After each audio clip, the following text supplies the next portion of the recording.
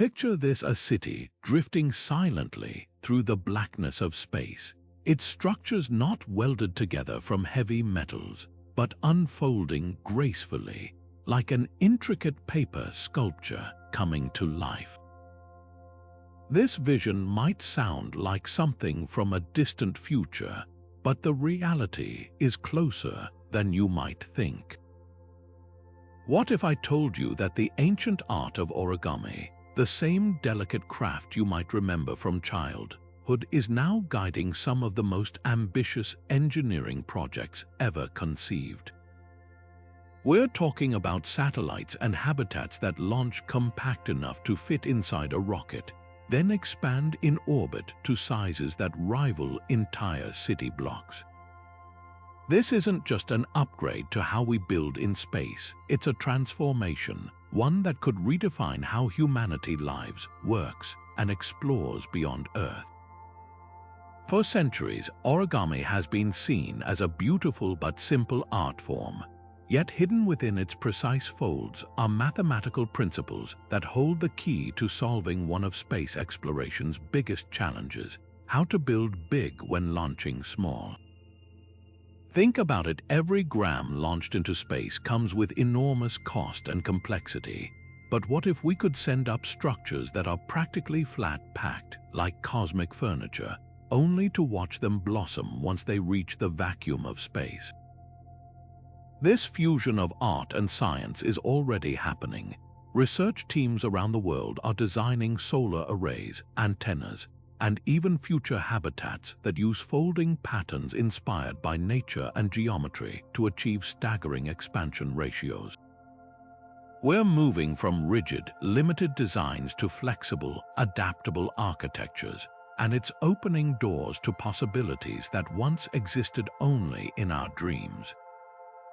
In this video, we're going to unfold the story behind these extraordinary origami satellites, how they work, why they matter, and what they mean for our future living and working in space.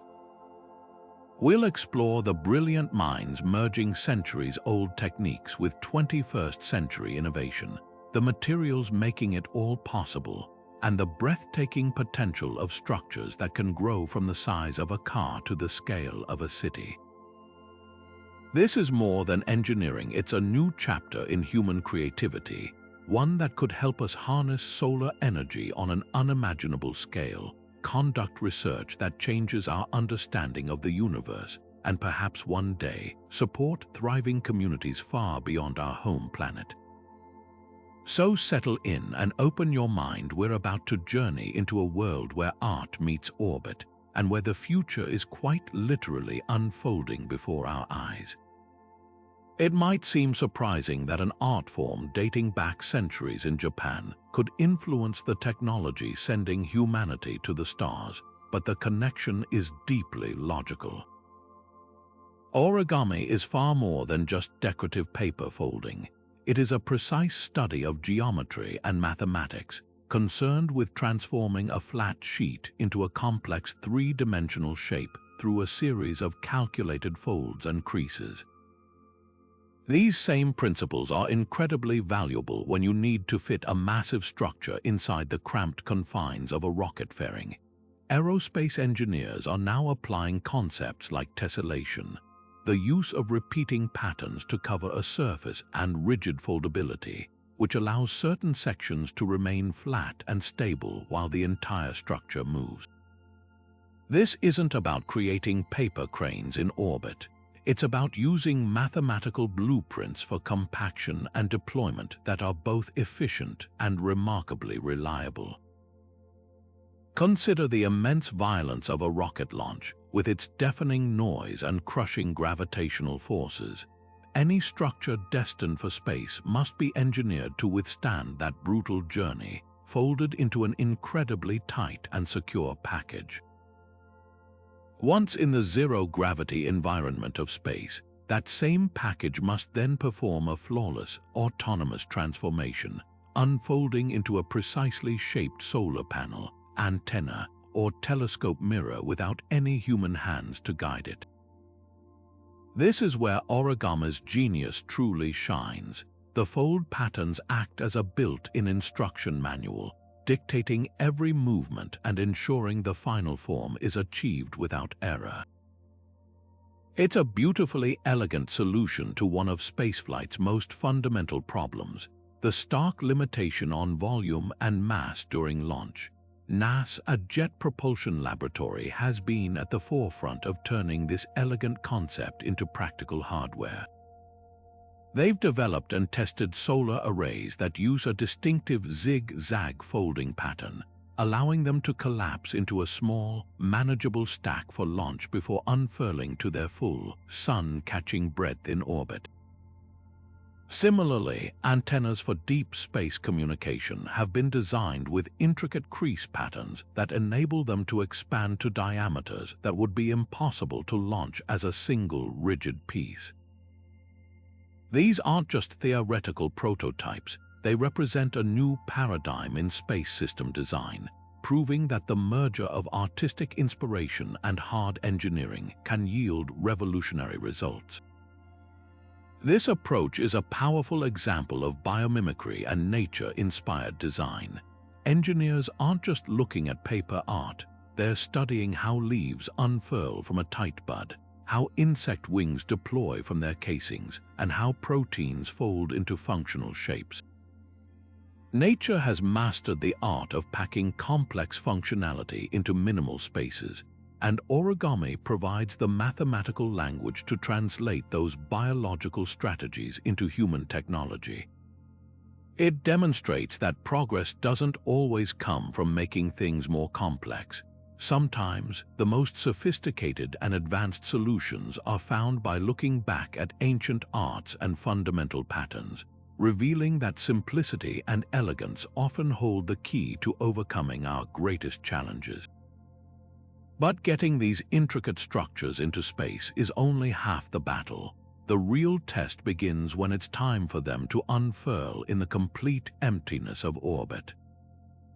Here on Earth, gravity provides a constant, predictable force that helps guide a fold or pull a structure open. In space, that familiar force is gone, replaced by a profound silence and stillness where every action requires an equal and opposite reaction. Unfolding a massive solar array isn't just a matter of releasing a latch. It's a meticulously choreographed ballet of forces, where a single misstep could send the entire structure spinning or, worse, cause it to snag and tear itself apart. Engineers can't rely on gravity to smooth out the process or help parts settle into place. Every single movement, from the first centimeter of deployment to the final locking mechanism, has to be self-contained, self-correcting, and perfectly balanced. The environment itself introduces a host of other complications that simply don't exist on Earth. In the vacuum of space, materials behave differently. Without air to conduct heat, objects can experience extreme temperature swings, baking in direct sunlight, and then freezing in the shadow of a planet in a matter of minutes. This thermal expansion and contraction can warp materials and alter the precise angles of folds, so the structure must be designed to accommodate these fluctuations without jamming. Furthermore, the absence of atmospheric drag means there's no natural buffer to slow down an unfolding panel. Once a deployment sequence begins, the momentum must be carefully managed through internal damping systems to prevent a violent, destructive snap open. To master this complex dance, engineers turn to some remarkably clever materials and mechanisms. Shape memory alloys are a favorite tool. These are metals that can be programmed to remember a specific shape. A component might be compressed into a tight fold for launch, but when it reaches a certain temperature in space, perhaps warmed by the sun, the alloy triggers and the piece smoothly returns to its pre-designed form. Other systems use carefully calibrated tension cords or booms that unspool at a controlled rate, pulling the structure open with gentle, steady force. These systems might be activated by a simple electrical signal from the spacecraft's computer, which starts a chain reaction of releases and movements. Perhaps the most critical step happens long before the rocket ever leaves the launch pad. Engineers use incredibly sophisticated computer modeling to simulate the entire deployment process thousands of times. These digital twins account for every variable: the flex of a composite material, the friction between moving parts, the thermal gradients across the structure, and the transfer of momentum. The software identifies potential points of failure, spots where a cable might snag or a panel might misalign, allowing engineers to refine the design and sequence until it's virtually flawless. This digital rehearsal is absolutely essential because in space there are no second chances. You can't send an astronaut out with a toolkit to fix a jammed hinge on a structure the size of a city block. This painstaking attention to detail transforms what seems like magic into a predictable, reliable engineering feat. The graceful unfurling of a vast silver array against the blackness of space is not a simple event. It is the culmination of years of calculation, innovation, and testing. It represents a profound understanding of physics in an environment that is utterly alien to our everyday experience, reminding us that humanity's expansion into the cosmos will be built not on brute force, but on precision, intelligence, and a deep respect for the challenges of the void. None of these breathtaking deployments would be possible without a parallel revolution happening in materials science. The paper used in traditional origami would last mere seconds in the harsh environment of space. What's needed are materials that seem to defy the very laws of physics. We're talking about ultra-thin carbon fiber composites that can be creased thousands of times without fracturing, shape memory polymers that act like robotic muscles, and metallized fabrics that can reflect solar radiation while surviving temperatures that swing hundreds of degrees in minutes. These aren't just improvements on existing materials. They are entirely new classes of substances engineered from the molecular level up for a single purpose: to fold, survive, and then flourish in the void. The checklist for these space-grade composites is almost impossibly demanding. First, they must be capable of surviving the brutal vibration and G-forces of a rocket launch while compressed into a tightly packed configuration. Then, once in orbit, they need to unfold with perfect precision, resuming their intended shape without any permanent deformation or creasing, a property engineers call high strain to failure. After deployment, the real test begins. They must maintain their structural integrity for years under constant bombardment by micrometeoroids, intense ultraviolet radiation, and wild thermal cycles that would cause ordinary materials to become brittle, crack, or degrade. It's a combination of flexibility, memory, and ultimate durability that has never been required before. Private aerospace companies are at the forefront of this materials arms race. SpaceX, for instance, has developed its own proprietary fabrics for deployable structures, materials that are often lighter than aluminum but exhibit strength comparable to steel when tensioned correctly.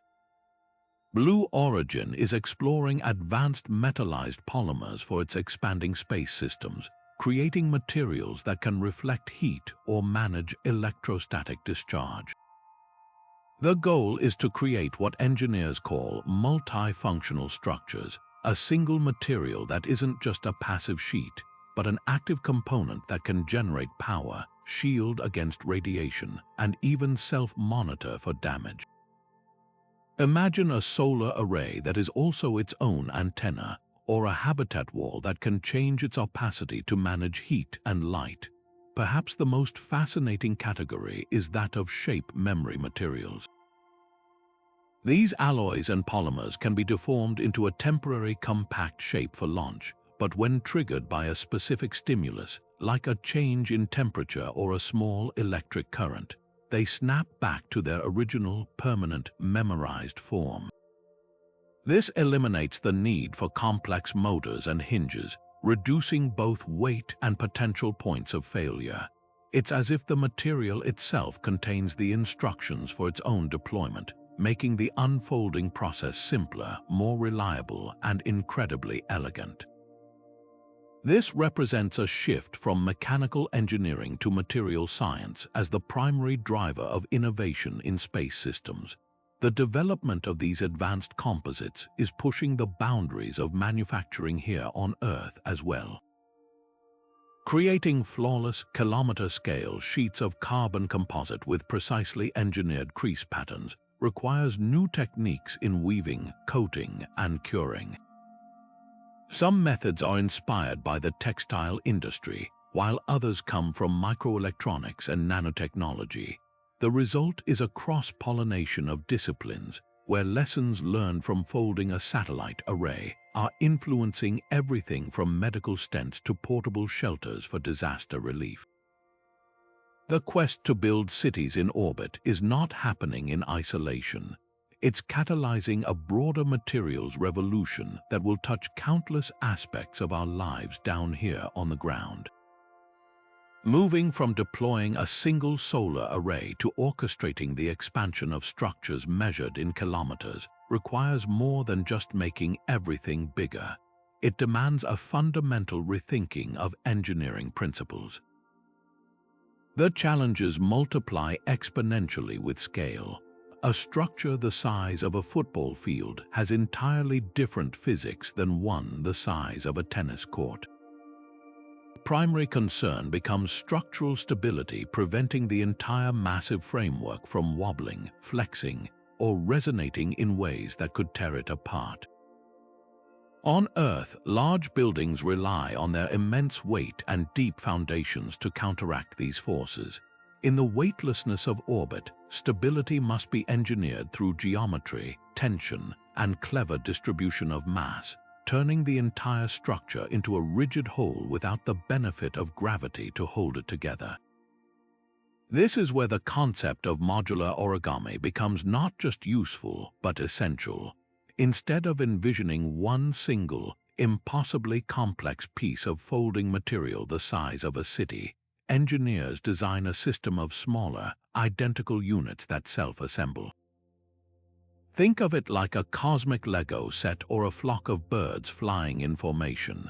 Each individual module is launched in its compact form, then autonomously navigates to a designated position using tiny thrusters or reaction wheels. Once in place, the real magic begins. The modules begin their synchronized unfolding, but they also physically connect to their neighbors, creating a continuous, stable structure. The interlocking mechanisms are a marvel of engineering in themselves, likely involving magnetic latches, shape-matching joints, or even adhesive bonds that cure in the vacuum of space, ensuring a connection that is both flexible enough to absorb minor vibrations and strong enough to act as a single unified framework. The synchronization of this deployment is perhaps the most delicate ballet ever conceived. With thousands of modules unfolding simultaneously across a volume of space that could encompass several cubic kilometers, the timing must be absolutely flawless. A delay or misalignment in one module could create a cascade of failures, like a single misstep in a complex dance routine, bringing down the entire performance. To manage this, each module would be in constant communication with its neighbors and a central guidance computer, making micro-adjustments in real time. They would use a combination of laser rangefinders, star trackers, and inter-module wireless signals to maintain perfect orientation and alignment, ensuring that every fold and every connection happens in perfect harmony. This isn't just automation. It's the emergence of a collective intelligence from a swarm of simple units, all working together to build something far greater than themselves. The potential of this scalable approach truly redefines what's possible in orbit. We are no longer limited by the size of a rocket's payload fairing. A single launch could deliver the core seed of a structure, with dozens of additional launches supplying expansion modules over time. This means we could gradually assemble a space station with the interior volume of a small town, a scientific research platform with a telescope array dwarfing anything on Earth, or a solar power station with a collecting area of several square kilometers. The International Space Station, a masterpiece of international cooperation built over decades with countless complex and dangerous spacewalks, represents the old paradigm of construction. The new paradigm is growth organic, scalable, and largely autonomous. It suggests a future where the orbital landscape is not dotted with a few isolated outposts, but instead features sprawling, evolving structures that grow and adapt to our changing needs, truly paving the way for the first generation of orbital cities. Now consider the sheer potential of a power source that never sets, never dims, and operates with relentless efficiency.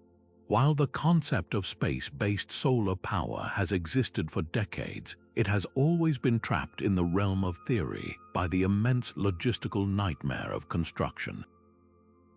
The fundamental problem is simple. How do you launch a solar array vast enough to generate meaningful power when the largest rocket fairings are only a few meters wide?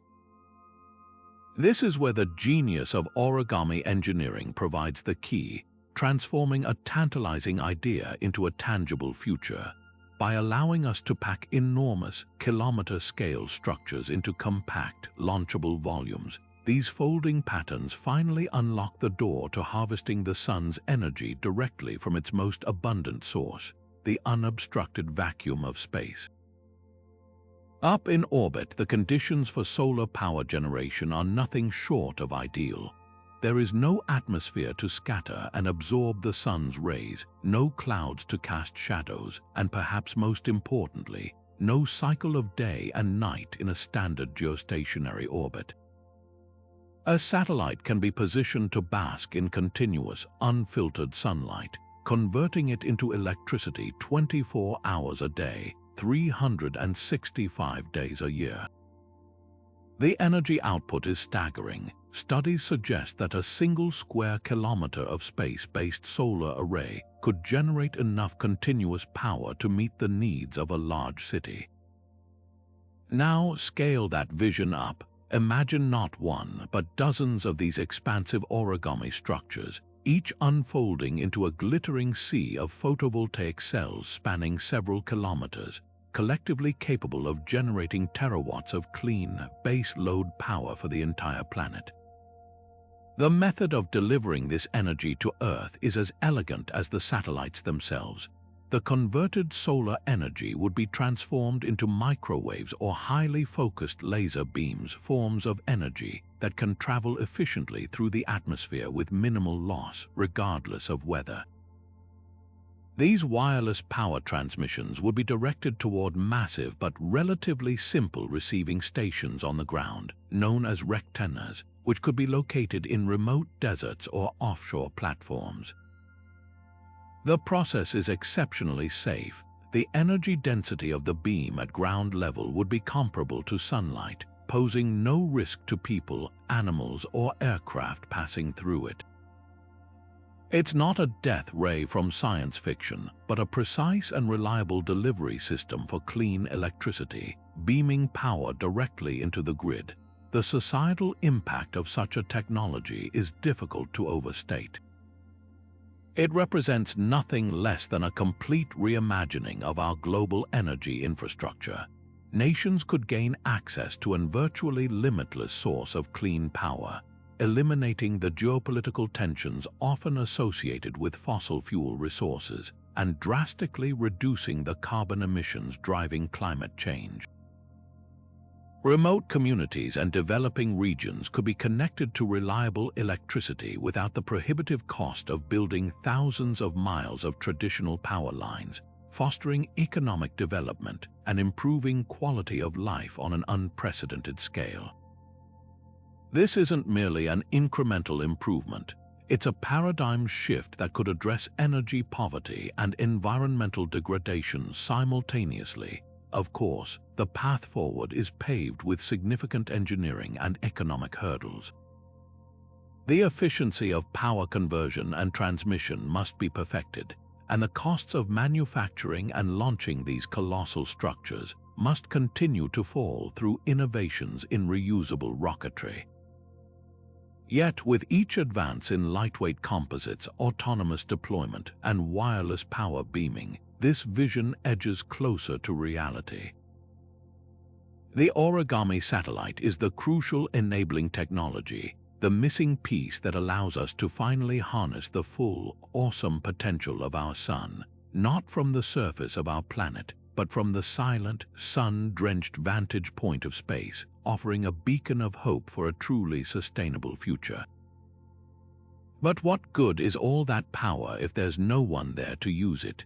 This brings us to one of the most profound applications of orbital origami, the creation of habitats that aren't just functional shelters but truly livable homes. For decades, our image of life in space has been defined by cramped quarters, floating through narrow tubes, and sleeping in what are essentially padded closets. The International Space Station is a marvel of engineering, but it was never designed for long-term comfort or community. Now envision a different reality. Picture a module that launches looking no larger than a shipping container, but once in orbit, it begins to transform. Through a combination of carefully engineered folds and controlled inflation, its walls expand outward, its ceiling rises, and internal floors deploy, creating a multi-level environment with the volume of a small house. This isn't science fiction. It's the logical next step, turning the stark, utilitarian spacecraft of today into the welcoming, spacious interiors of tomorrow's orbital neighborhoods. The psychological impact of this cannot be overstated. The confinement of traditional spacecraft isn't just an inconvenience, it's a significant source of stress and fatigue for astronauts on long-duration missions. Humans need a sense of space, privacy, and variety to maintain mental well-being. An origami-based habitat directly addresses this by maximizing every cubic centimeter of launch volume to create interior environments that feel open and familiar. Imagine a common area where crew members can gather without bumping into each other, private quarters with enough room for personal effects, and even dedicated spaces for exercise, recreation, and quiet contemplation. Large virtual windows could display live feeds of Earth or simulated landscapes, further combating the sensory deprivation of space. By prioritizing the human experience through design, we transform a mission into a community, a trip into a residence. The architectural principles behind these habitats are a fascinating fusion of the very old and the very new. While the folding patterns are inspired by ancient art, the materials are cutting edge. We're likely to see hybrid structures that combine rigid, foldable composite frames with robust, inflatable membranes. The rigid elements provide the primary strength and define the overall shape, like the bones of a building, while the inflatable sections fill in the walls and ceilings, creating a seamless, pressurized volume. These materials would be multi-layered, incorporating not just an airtight bladder, but also layers for insulation, radiation shielding, and micrometeoroid protection. Some designs might even incorporate the habitat's water supply within its walls, using the water's mass as an additional barrier against cosmic radiation, a clever solution that serves two critical functions at once. The economic argument for this approach is equally compelling. Launch costs, even with the advent of reusable rockets, remain the single largest expense in any space mission. The ability to pack a large, complex habitat into a small, standardized launch package is a game changer for the economics of space settlement.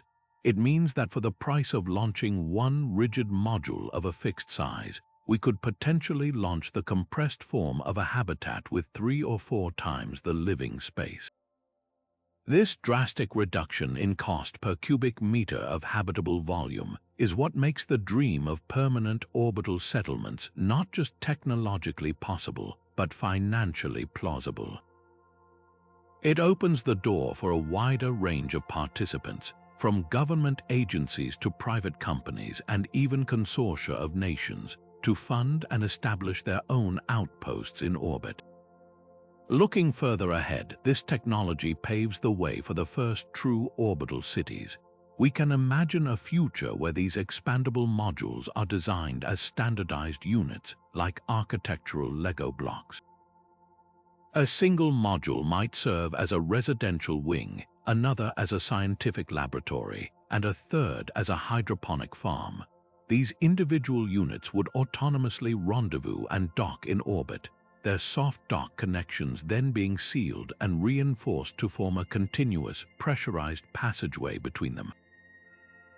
Over time, a cluster of these interconnected habitats could grow into a sprawling complex, a celestial archipelago with dedicated zones for living, working, and research. Central commons areas could feature large, deployable atriums, perhaps even with gardens and trees grown in microgravity, creating a stunning green heart at the center of a metal and composite world. This vision of a modular, growing, and adaptable space city, built upon the simple, elegant principle of the fold, represents a fundamental shift from merely visiting space to truly inhabiting it. While the vision of expansive orbital cities and clean energy is compelling, the scientific potential of these origami-deployed platforms is perhaps even more transformative. Picture for a moment the fundamental limitations that have always constrained our view of the cosmos. Even our most powerful telescopes, like the James Webb, are bound by the size of the rocket that carried them aloft. Their mirrors, though magnificent, are ultimately finite. Now, break free of that constraint entirely. Envision a telescope mirror not measured in meters but in kilometers, a vast, shimmering disk of precisely aligned segments, all folded into a compact package for launch before unfurling with microscopic accuracy in the void of space. The light-gathering power of such an instrument is almost beyond comprehension. It could peer across the galaxy and directly image the atmospheres of Earth-sized exoplanets, analyzing their chemical composition for the telltale signatures of oxygen, methane, or other biomarkers that might indicate the presence of life.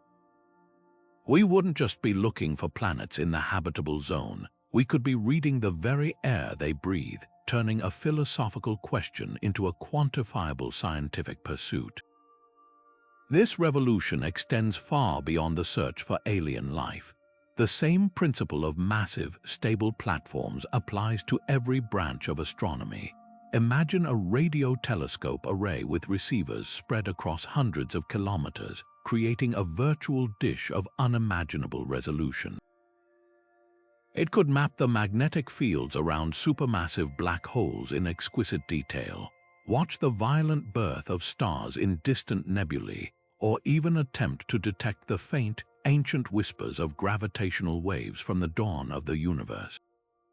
The sheer scale of these instruments would allow us to observe phenomena with a clarity and precision that is simply impossible from the surface of our turbulent, atmosphere-shrouded planet. We would be building the ultimate observatory, a silent sentinel in the pure darkness of space, granting us a front-row seat to the greatest shows in the universe. Closer to home, the impact on Earth science would be equally profound. Our current fleet of Earth observation satellites provides vital data, but they are often limited to specific instruments and narrow fields of view. An origami-deployed research platform the size of a city could change that paradigm completely. It could host a vast, synchronized array of every kind of sensor imaginable: hyperspectral imagers, LiDAR mappers, atmospheric sounders, and ocean altimeters, all operating together on an unprecedented scale. Instead of getting snapshots from individual satellites, we would have a continuous, holistic, and real-time health monitor for our entire planet. We could track the movement of a specific weather system from its birth over the ocean to its dissipation over land with flawless continuity, dramatically improving the accuracy of hurricane forecasting. We could monitor the minute-by-minute melting of ice sheets, the health of agricultural land down to the level of individual fields, and the subtle movements of tectonic plates, providing invaluable data for climate science, food security, and disaster preparedness. The platform itself would become a sprawling orbital campus, a permanent home for experimentation that transcends the boundaries of any single discipline. One module might be dedicated to materials science, using the perfect vacuum and microgravity to manufacture flawless crystals or novel alloys. Another could host a biology lab studying the long-term effects of space on living organisms, from protein structures to entire ecosystems, in preparation for long-duration voyages. A third might be a physics lab conducting fundamental experiments on the nature of gravity or dark matter, experiments that require the quiet, stable environment that only a massive, free-flying platform can provide. The ability to host thousands of experiments simultaneously with power, data, and connectivity that dwarf the International Space Station would democratize access to space-based research. Universities, private companies, and research institutions from around the world could all have their own experiments running concurrently on this shared infrastructure, accelerating the pace of discovery across every field of human knowledge. This isn't merely an incremental improvement in our scientific capabilities. It represents a fundamental shift in how we conduct research. The exponential increase in data quality, quantity, and diversity would fuel a new era of computational modeling and artificial intelligence-driven discovery. We would move from testing hypotheses to observing entire systems in their full complexity, uncovering patterns and connections we cannot yet even imagine. The scientific return from such a platform wouldn't just add to our understanding. It would likely rewrite textbooks, challenge fundamental assumptions, and open entirely new chapters of inquiry, all because we learned how to fold and unfold our ambitions on a truly cosmic scale. All of this breathtaking potential, from vast solar farms to sprawling research platforms, rests on a single, crucial economic premise, making access to space radically more affordable. The traditional model of space construction is inherently expensive, built around launching heavy, rigid components that require enormous rockets and often multiple, complex missions to assemble. It's like trying to furnish a house by shipping pre-built bookshelves and grand pianos instead of flat-packed boxes of parts. The origami revolution flips this entire equation on its head. By mastering the art of the fold, we can now pack vastly more capability into a single launch, dramatically slashing the most prohibitive cost in any space endeavor, the price per kilogram to reach orbit. This isn't just an incremental cost saving, it's a fundamental shift that cracks open the door to space for a far wider range of players. Think about who has been able to participate in space exploration until now. For decades, it was the exclusive domain of a handful of superpowers with the national budgets to fund colossal rocket programs. The high price of admission effectively locked out smaller nations, private universities, and all but the most well-funded corporations. But when you can launch a satellite that unfolds to the size of a football field on a single, medium-lift rocket, the economics change completely. Suddenly, a country with a modest space budget isn't limited to a small, simple CubeSat. It can deploy a significant scientific instrument or a powerful communications platform. A private company can realistically plan to launch a manufacturing module or a prototype space hotel. This democratization of access is the true game changer, transforming space from a destination for only the wealthiest governments into a new frontier for entrepreneurs, researchers, and innovators of all kinds. This shift is already catalyzing the birth of an entirely new space economy, one that extends far beyond government contracts.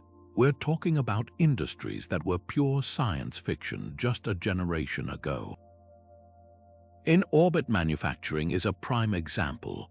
The unique microgravity environment allows for the creation of products that are impossible to make on Earth: flawless fiber optic cables, perfectly round ball bearings, and revolutionary pharmaceutical crystals.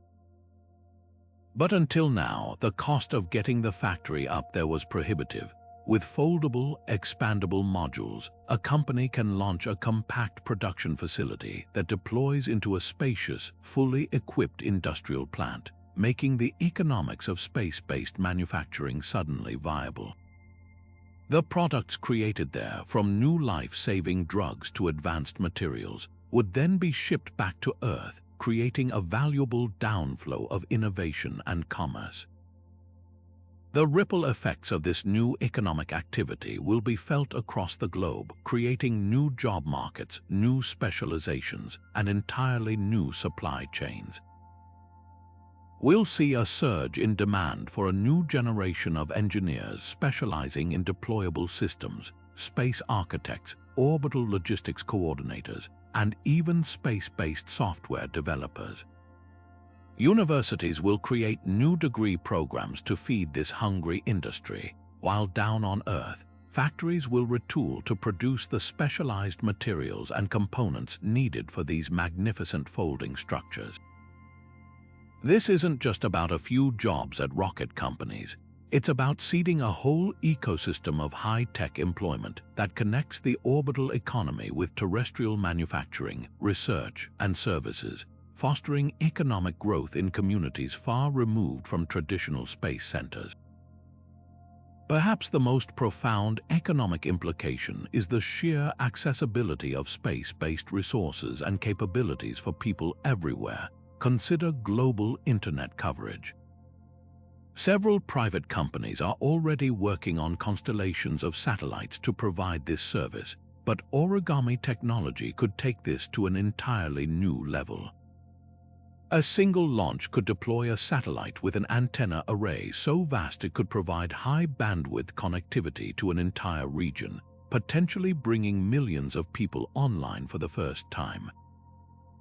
This isn't just about streaming videos, it's about providing access to education, telemedicine, and global markets, unlocking human potential on a scale we've never seen. The ability to affordably place such powerful infrastructure in orbit means that the benefits of the space age won't be confined to the world's wealthiest nations, but can be shared to drive development and opportunity for billions, truly ensuring that the final frontier becomes a place for all of humanity.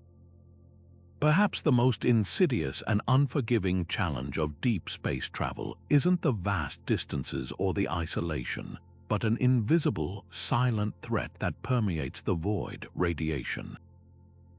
Beyond the protective embrace of Earth's magnetic field, astronauts are bombarded by a constant hail of high-energy cosmic rays from distant supernova and unpredictable solar particle events from our own sun. These aren't like the radiation we encounter on Earth.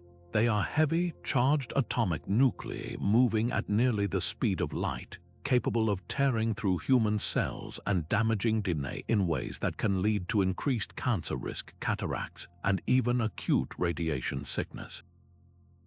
For a mission to Mars, which could take up to 3 years round trip, this exposure represents the single greatest hazard to crew health, a problem that has, until now, seemed almost intractable because of the sheer weight of traditional shielding solutions.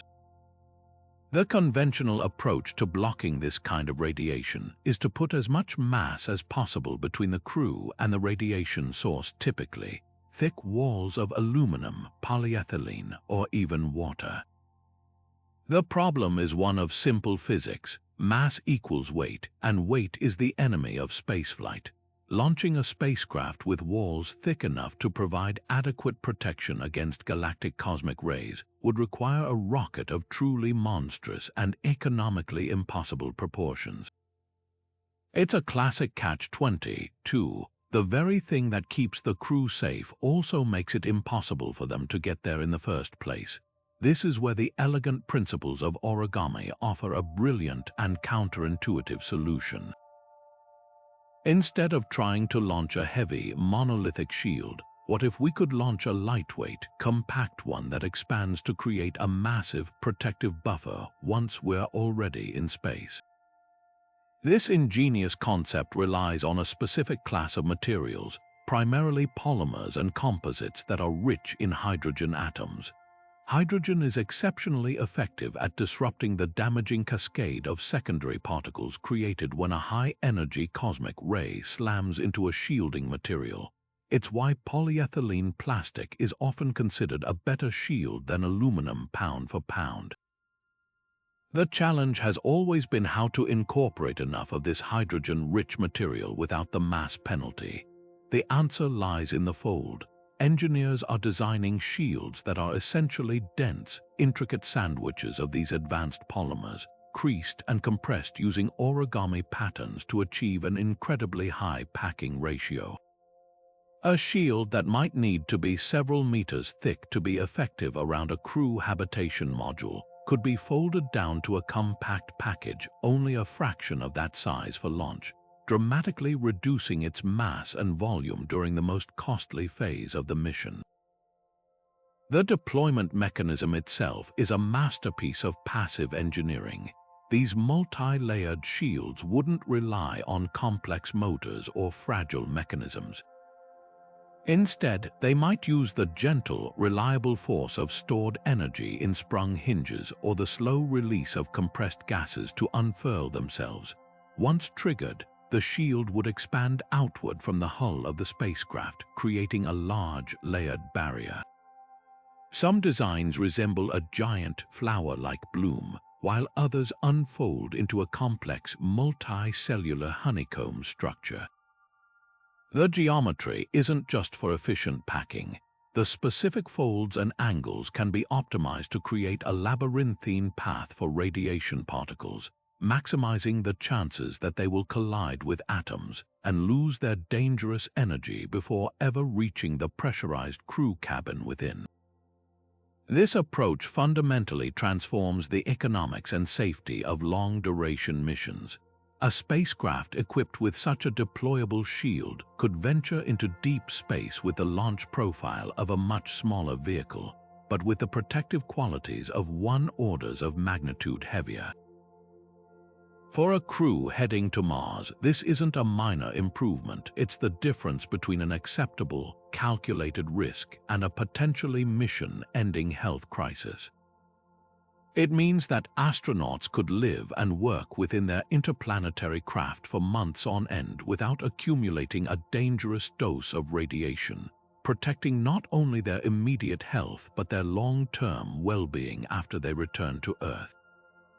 This single innovation, born from the marriage of ancient art and modern material science, solves one of the last great technical hurdles to humanity becoming a truly interplanetary species, allowing us to reach out toward the red planet and beyond with a newfound confidence in our ability to survive the journey. Consider the profound inequality of our modern digital world. While billions in urban centers enjoy near-instant access to information, entertainment, and global markets, entire communities, in remote villages, on isolated islands, and across vast rural landscapes remain trapped on the wrong side of a persistent digital divide. They are cut off from the opportunities that connectivity provides, from online education and telemedicine to global business and simple communication with loved ones. Laying fiber optic cable across mountains and under oceans is prohibitively expensive, and even terrestrial wireless towers have a limited reach. This isn't just an inconvenience, it's a fundamental barrier to progress for a significant portion of humanity. But what if the solution to this deeply entrenched terrestrial problem doesn't lie on the ground at all, but in the sky above? The key to universal connectivity may be unlocked by the same folding principles that are reshaping our orbital ambitions. This is where constellations of origami satellites enter the picture, not as a minor upgrade to existing networks, but as a complete paradigm shift in how we think about global communications. Current satellite internet relies on a relatively small number of large, expensive, and complex satellites parked in high geostationary orbits. Their great distance from Earth introduces frustrating latency or lag, making video calls choppy and online gaming nearly impossible. The new approach flips this model entirely. Instead of a few large satellites far away, imagine a vast swarm, a constellation of thousands of smaller, smarter satellites orbiting much closer to Earth in low Earth orbit. This proximity drastically reduces latency, making the experience nearly indistinguishable from ground-based fiber. But to deliver powerful signals to inexpensive user terminals on the ground, each of these satellites needs a relatively large antenna. And that's the catch that origami engineering solves. The magic lies in the deployment. A traditional rigid antenna, even a few meters across, would be far too bulky to launch in the quantities required for a massive constellation. But an antenna made from a thin, flexible metamaterial or a metallized composite fabric can be meticulously folded using intricate origami patterns, compressing it into a package the size of a large suitcase. Once the satellite reaches its designated orbital position, this compact bundle is released. Then, through a combination of stored energy in sprung hinges and the gentle driving force of shape memory alloys, the structure begins to unfold. It's a silent, autonomous transformation where a dense, complex package smoothly blossoms into a vast, flat, and perfectly precise parabolic dish or a phased array that might be tens of meters across. This immense surface area is the game changer, allowing the satellite to focus its signal into a much tighter, more powerful beam. The benefits of this larger aperture are twofold, revolutionizing both sides of the connection. On the downlink, the larger antenna can concentrate its transmission power onto a very specific area on the Earth's surface, delivering a strong, high-bandwidth signal to a user's small, pizza box-sized terminal. This means families in a remote Alaskan village or researchers in the Australian outback could enjoy internet speeds that rival those in a Tokyo skyscraper.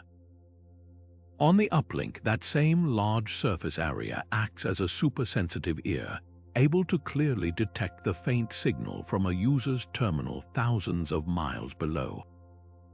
This two-way efficiency creates a robust and reliable link that is resistant to interference and bad weather, finally making high-speed access truly universal, not just urban.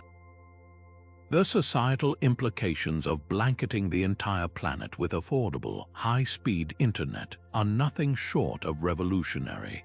It represents the single greatest leap in global connectivity since the invention of the World Wide Web itself. For education, it means a child in a sub-Saharan village could have access to the same digital libraries and online courses as a student in London or New York. For healthcare, it enables reliable telemedicine, allowing a doctor in a major city to consult with a patient and local practitioner in an isolated community, providing diagnoses and treatment plans that were previously impossible.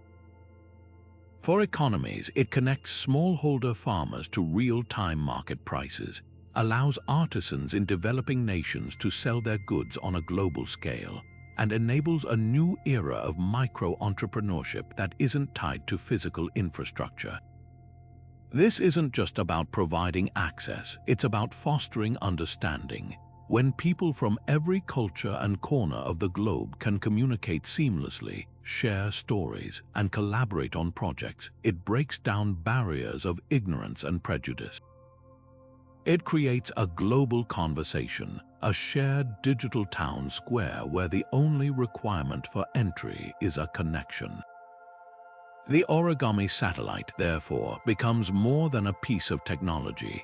It transforms into a tool for global empowerment, a catalyst for education, and perhaps most importantly, a bridge, not made of steel or concrete, but of data and dialogue, that can help weave the disparate threads of humanity into a more connected and cooperative whole.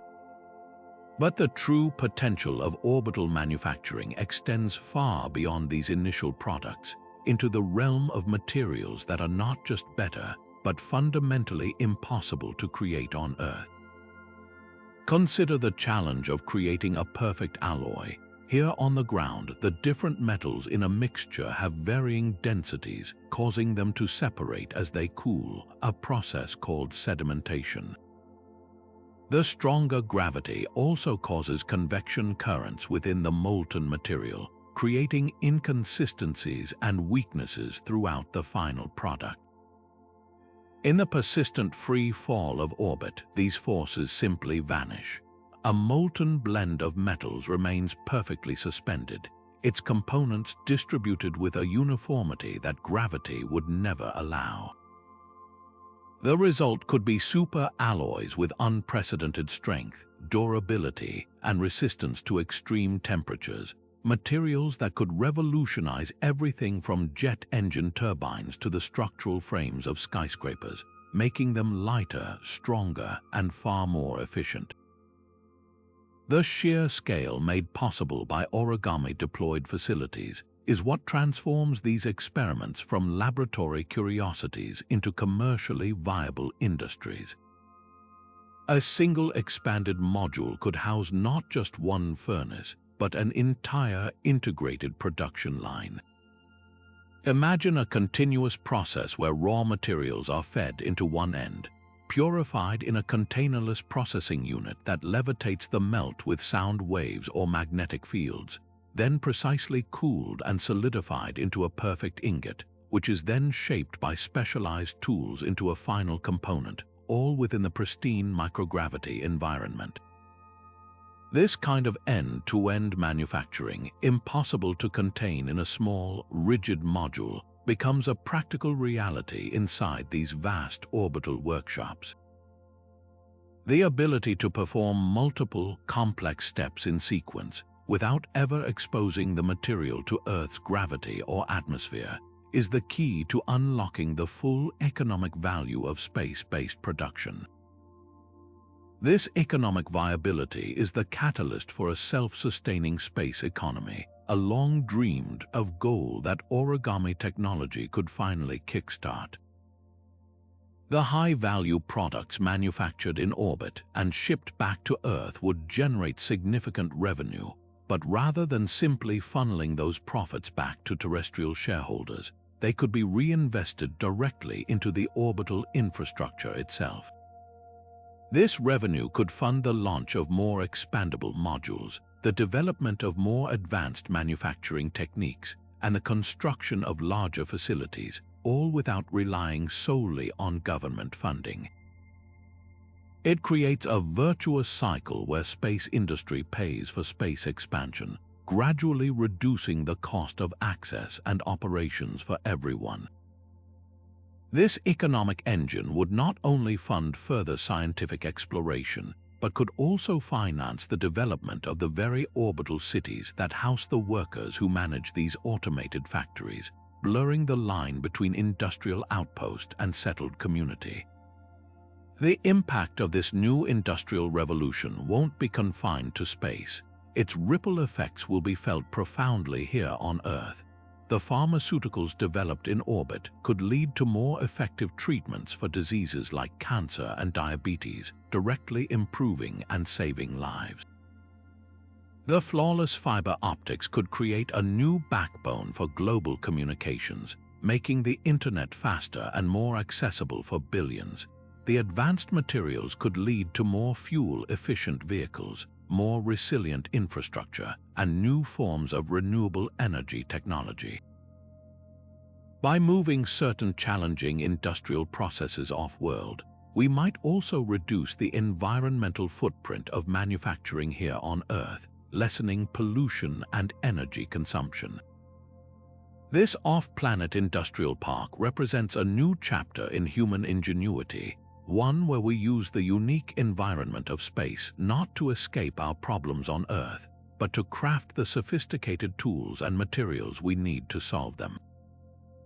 This revolutionary capability to monitor our planet from orbit represents a fundamental shift from taking snapshots to maintaining a continuous, holistic vigil over Earth's living systems. Imagine a singular platform unfolding to the scale of a city district, not as a single instrument but as a vast, integrated sensor city. Instead of a handful of individual satellites, each carrying one specialized tool and offering a fragmented glimpse, this expansive structure could host thousands of different sensors all working in concert. We're talking about hyperspectral images that can identify specific chemical signatures in the air and water, LiDAR systems that map topography and forest biomass in 3 dimensions, advanced radar that penetrates cloud cover to measure soil moisture and ice thickness, and atmospheric sounders that build a real-time, 3-dimensional map of gas concentrations and weather patterns across the entire globe. This isn't just more data, it's a symphony of information where every instrument plays its part simultaneously, creating a rich, multi-layered understanding of how our planet's systems interact and evolve. The power of this simultaneous, coordinated observation cannot be overstated. Currently, scientists often face a frustrating lag. A satellite might detect a methane plume over an Arctic region, but by the time a different satellite with the right instrumentation passes over to confirm its source, weather patterns have shifted or the plume has dissipated. With a city-sized platform, that delay vanishes.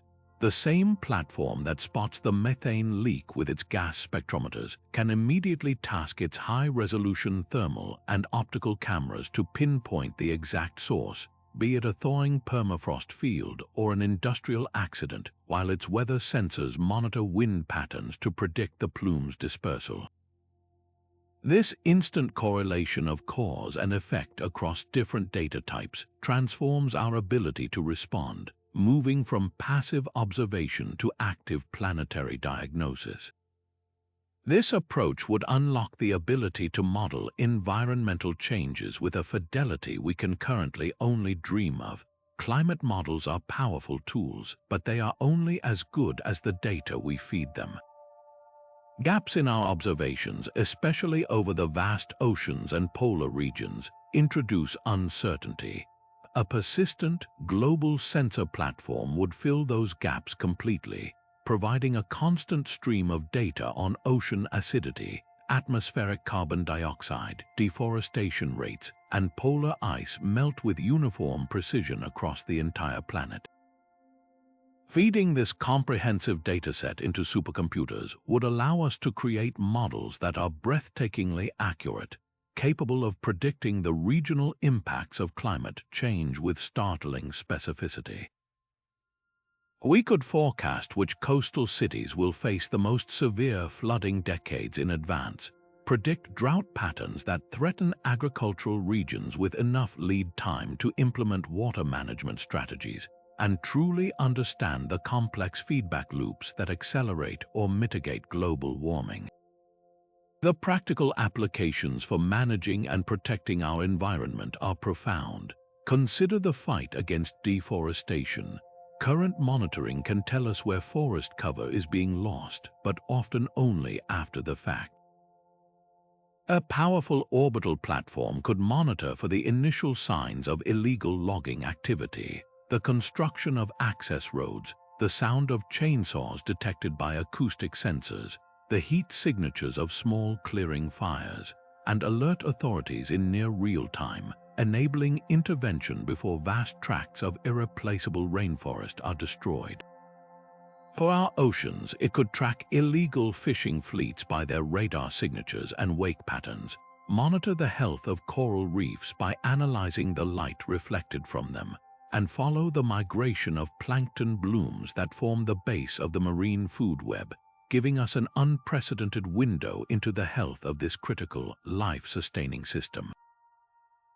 Ultimately, this represents a quantum leap in environmental stewardship, providing us with the tools to move from being passive inhabitants of a changing planet to active, informed guardians. It offers the promise of a future where we are no longer surprised by environmental crises but can see them developing, model their outcomes, and implement precise, effective strategies to mitigate their impact. This isn't just about scientific curiosity. It's about equipping humanity with the knowledge needed to make smarter decisions, allocate resources more effectively, and forge a sustainable path forward, all made possible by the silent, watchful eye of a folded city, unfurled in the stillness of space.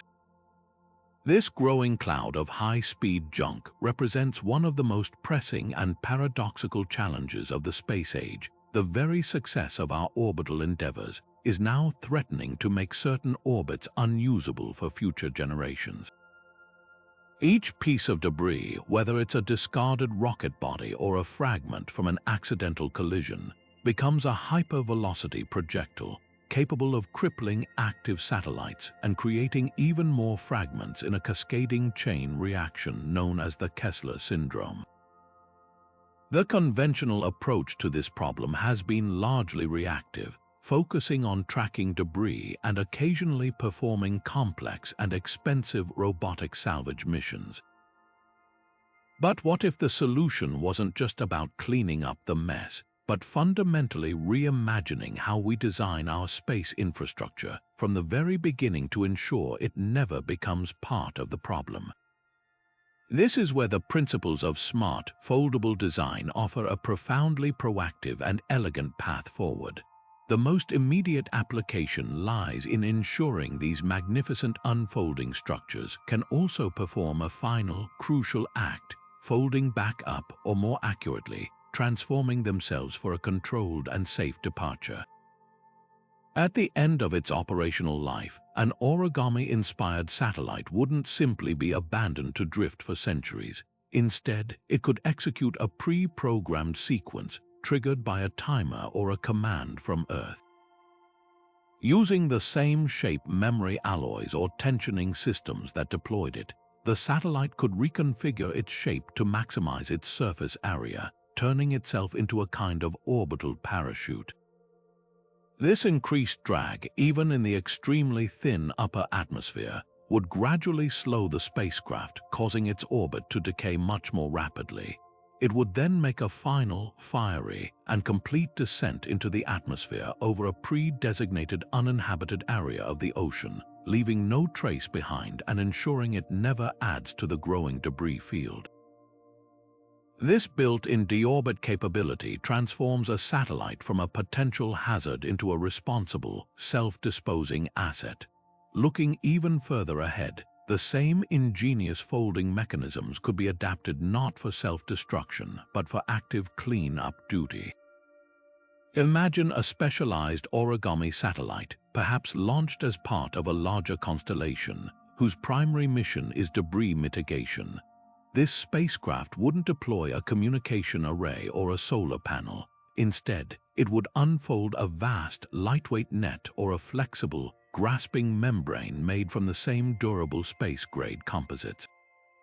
Using advanced sensors and propulsion, it could carefully rendezvous with a large, derelict piece of debris, a defunct rocket upper stage or a dead satellite, and envelop it in this foldable capture system. Once secure, the clean-up satellite could then do one of two things. It could fire its thrusters to deliberately drag the captured debris down into the atmosphere for a joint, destructive re-entry. Alternatively, for larger or more valuable objects, it could use its propulsion to push the debris into a much higher graveyard orbit, safely parking it far away from the busy operational lanes used by active satellites. This approach of designing for a sustainable end of life is a complete philosophical shift in aerospace engineering. It moves us from a linear model of build, launch, use, and abandon to a circular one of build, launch, use, and remove. It embeds the principle of environmental responsibility directly into the hardware itself, acknowledging that our activities in space must be managed with the same care we strive for on Earth. This isn't just a technical specification, it's an ethical imperative. By taking responsibility for our orbital footprint at the design stage, we ensure that the pathways to space remain clear and safe for the explorers, scientists, and entrepreneurs who will follow us. The benefits of this proactive design philosophy extend far beyond simply avoiding catastrophe. A cleaner orbital environment is a more predictable and less risky one, which in turn lowers insurance costs for satellite operators and reduces the need for expensive and fuel-consuming collision avoidance maneuvers. This creates a more stable and economically viable ecosystem for everyone operating in space, from government agencies to private startups. It ensures that the incredible benefits we derive from space, global communications, Earth observation, scientific discovery, and national security can continue to grow without being undermined by the accumulating detritus of our own success. By weaving sustainability into the very fabric of our technology, through the simple, elegant language of the fold, we commit to being good stewards of this final frontier, preserving its promise and potential for all of humanity.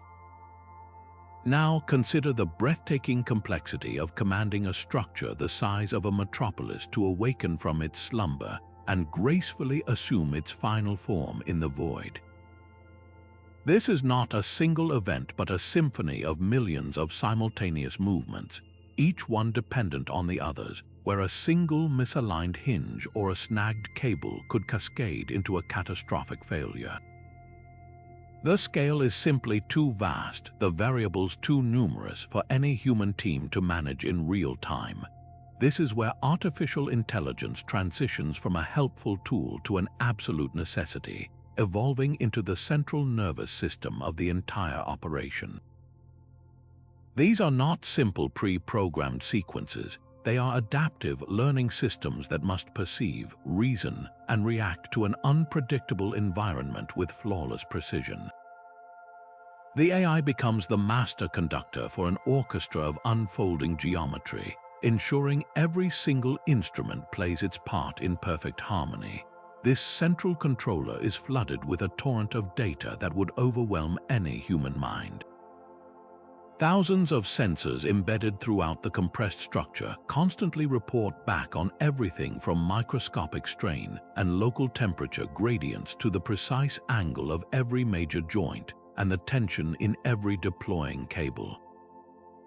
The AI's first and most critical task is to fuse this immense, multidimensional data stream into a coherent, real-time digital twin of the physical unfolding process. It's not just reading numbers, it's constructing a living, breathing virtual model of the deployment, comparing the expected position of every component against its actual location down to the millimeter. This allows the system to detect anomalies that would be invisible to the human eye, a panel that is deploying 0.001% slower than its counterparts, or a slight tremor in a boom that suggests an unexpected resistance. These tiny deviations are the early warning signs of potential disaster, and the AI is designed to catch them long before they become critical. Armed with this holistic understanding, the AI then makes constant, micro-adjustments to the deployment process.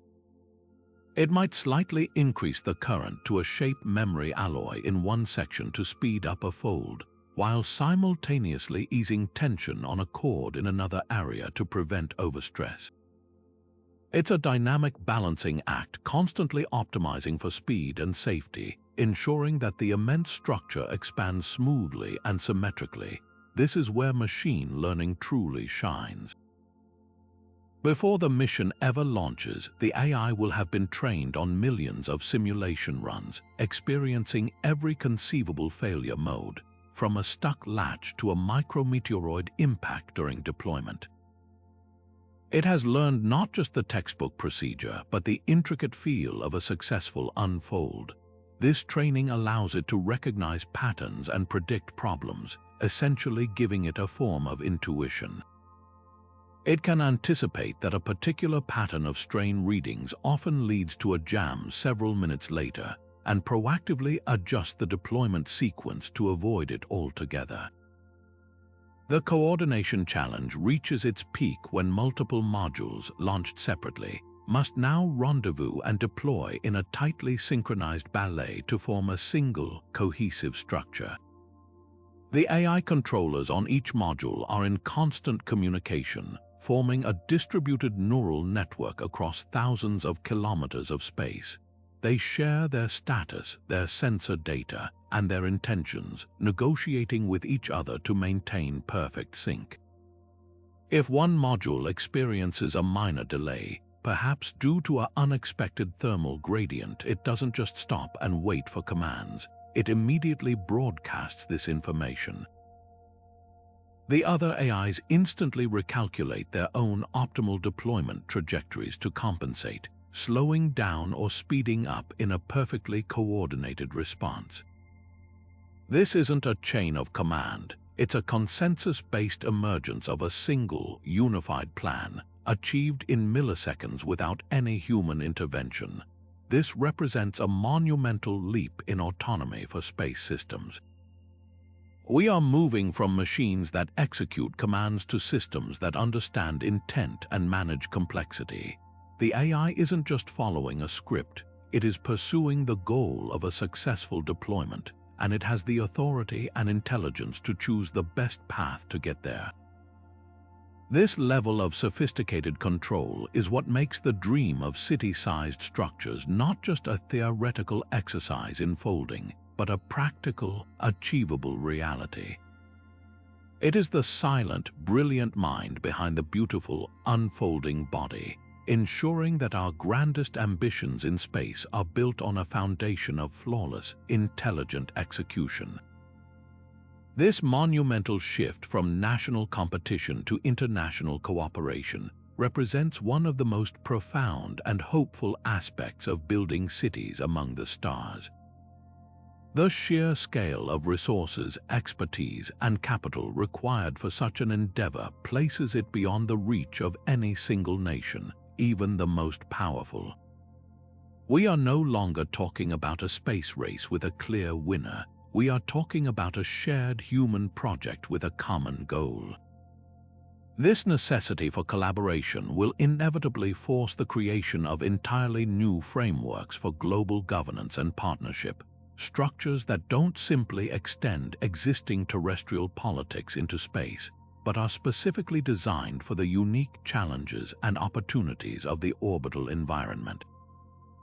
Imagine a project management structure that draws engineers from Japan, financiers from the European Union, launch providers from the United States, and material scientists from India, all working under a shared charter that prioritizes peaceful exploration and equitable access.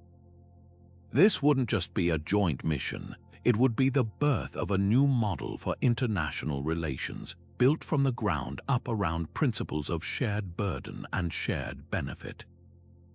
The potential for these collaborative efforts to act as a diplomatic bridge here on Earth is incredibly powerful.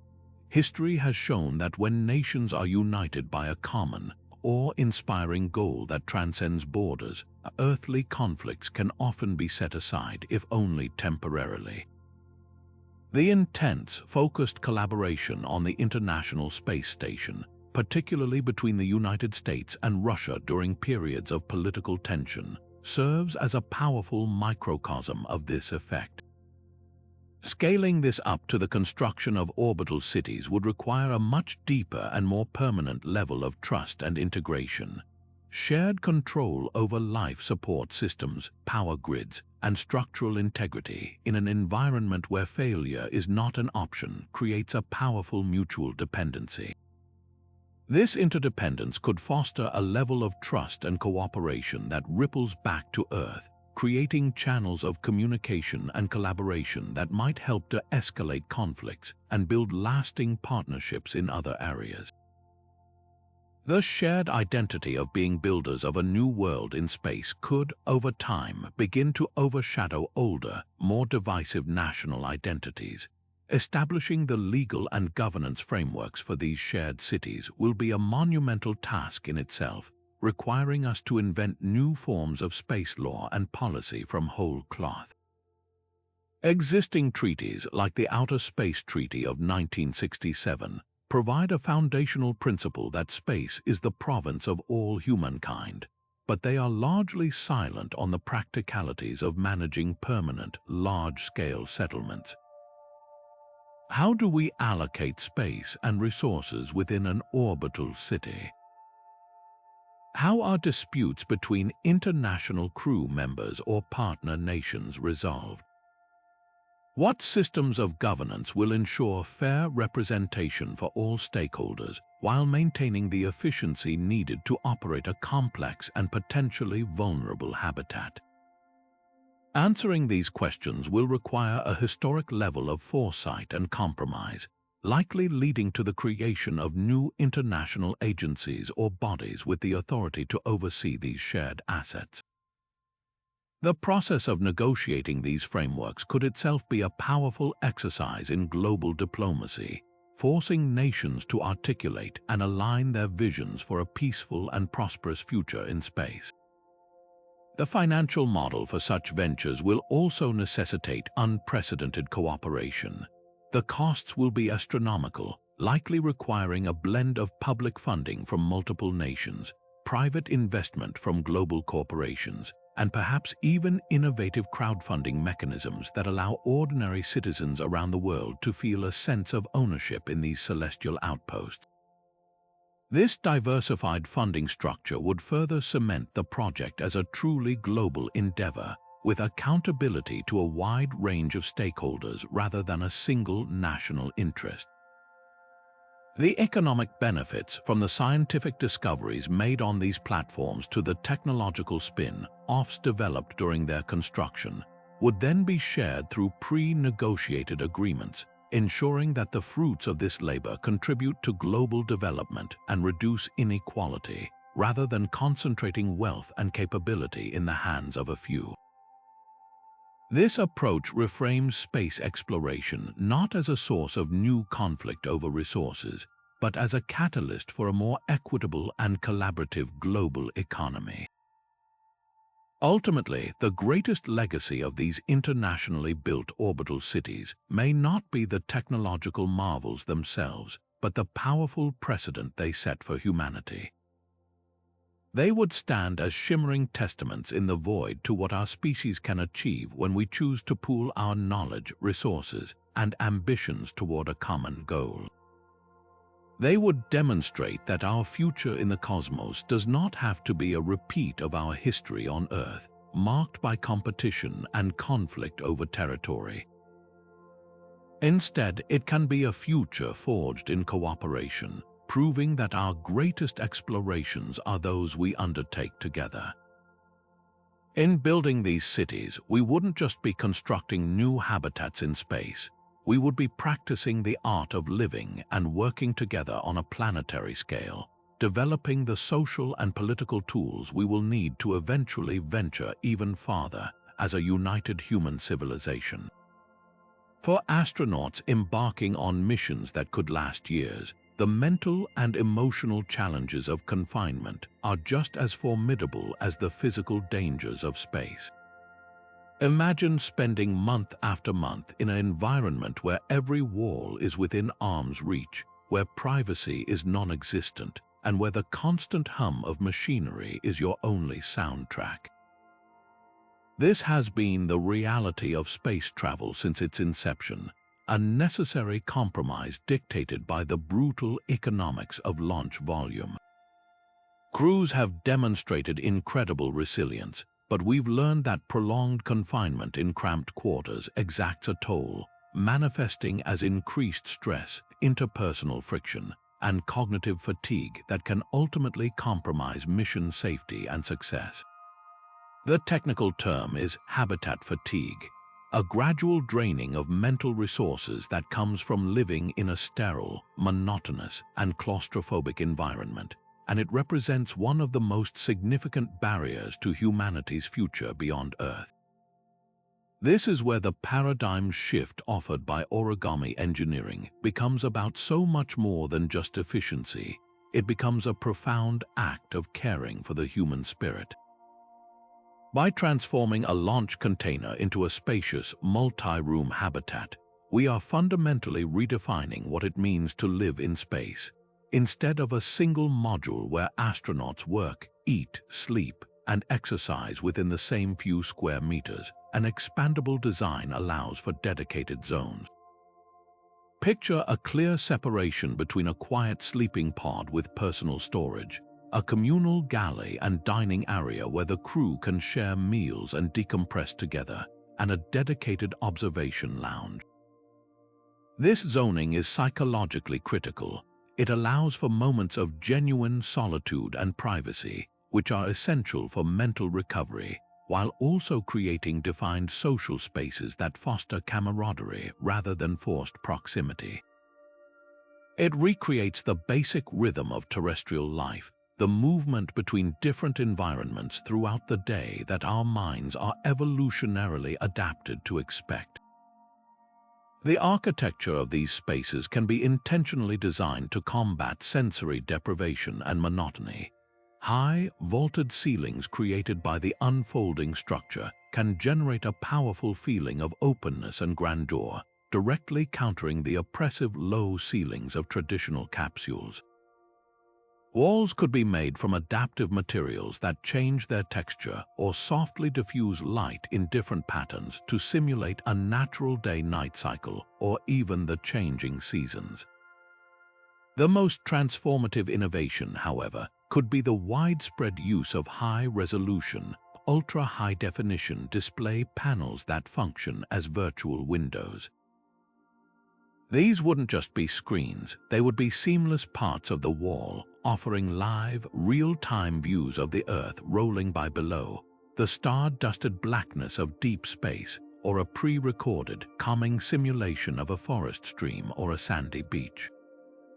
The ability for an astronaut to look up from their work and lose themselves in the vastness of the Pacific Ocean or the familiar constellations can provide an immediate cognitive reset, a powerful antidote to the feeling of being trapped inside a metal can.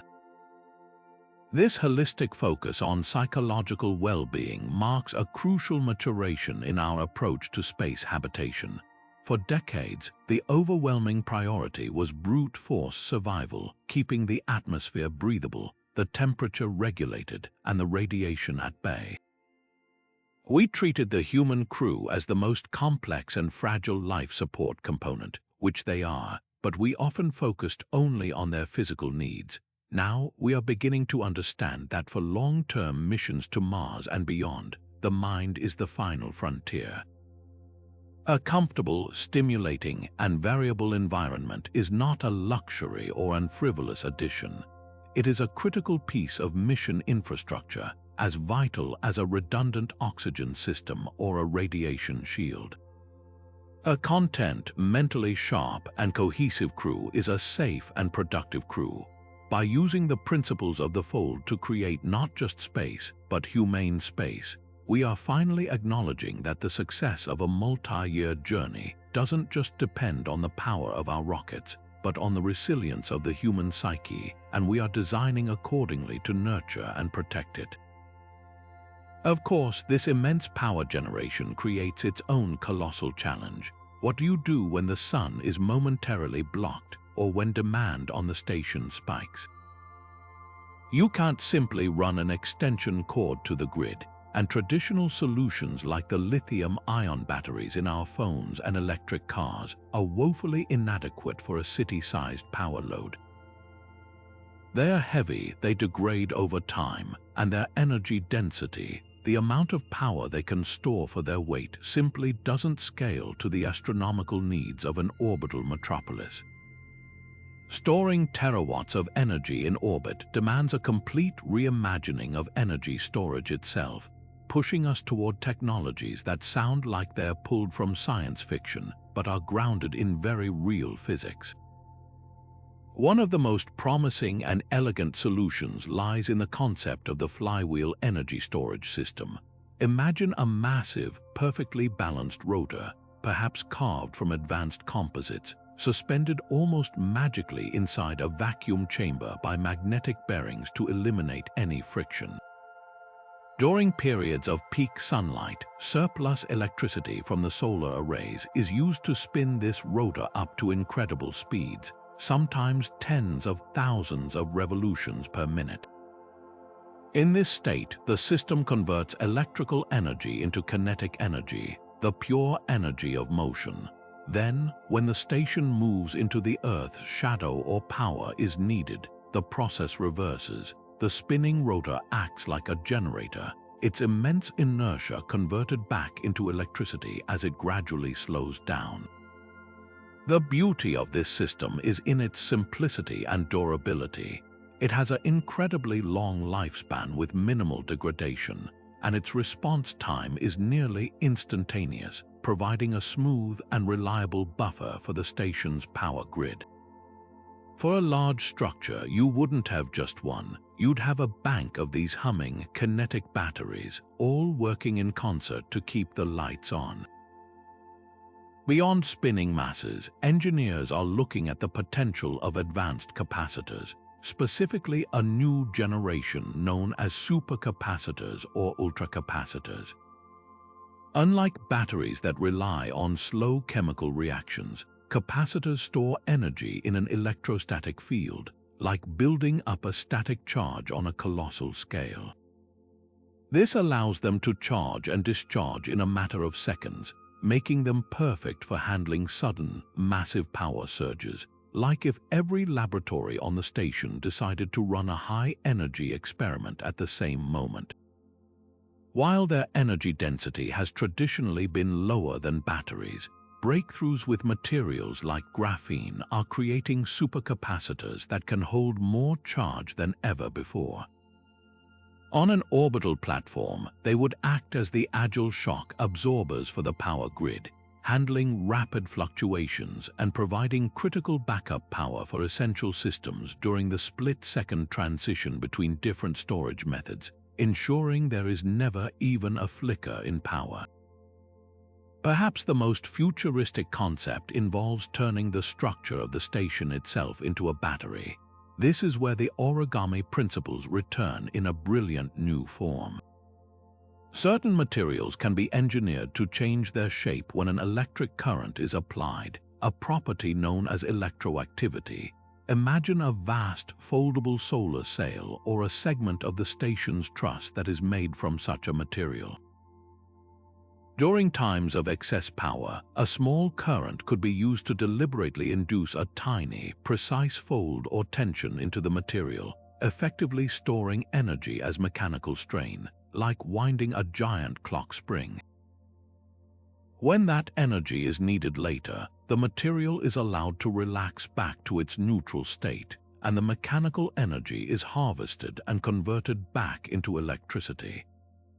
It's a form of energy storage that is completely integrated into the very fabric of the station, blurring the line between structure and battery, and creating a system that is both incredibly efficient and elegantly simple by reducing the number of separate components. The relentless demands of the space environment will force these technologies to achieve levels of efficiency and reliability that are unheard of on Earth. Every system must be designed to operate flawlessly for decades in the face of extreme temperature swings, intense radiation, and the pure vacuum of space. The innovations born from this necessity won't stay in orbit. The ultra-efficient, long-lasting flywheel systems developed for space could revolutionize the stability of terrestrial power grids, helping to manage the intermittent nature of wind and solar power down here. The advanced supercapacitors could lead to electric vehicles that charge in minutes instead of hours, and the concept of structural energy storage could inspire new forms of architecture where a building's own frame helps power its operations. The challenge of powering a city in the sky doesn't just promise to light up our orbital future. It promises to illuminate a path toward a more sustainable and resilient energy future for everyone on the ground below. Navigating the vast interior of an orbital city presents a transportation challenge unlike any we've faced on Earth. These are not simple hallways connecting a few modules. They are sprawling, multi-level metropolises that could stretch for kilometers, housing thousands of residents across districts dedicated to living, research, manufacturing, and agriculture. The sheer scale means that walking from your residential pod to a laboratory or a central green space could take the better part of an hour, making efficient internal transit not a luxury, but an absolute necessity for the colony's daily function and social cohesion. The solution can't be a simple one-size-fits-all approach. It must be a layered, intelligent network that adapts to the unique and shifting physical realities of life in orbit, where gravity is not a constant force but a variable condition. Within the large central modules that spin to create artificial gravity through centrifugal force, transportation might feel somewhat familiar, yet it will be engineered with radical efficiency in mind. Wide, gently curving thoroughfares would be designed not for wheeled vehicles, which would be inefficient and waste precious volume, but for automated, personal rapid transit systems.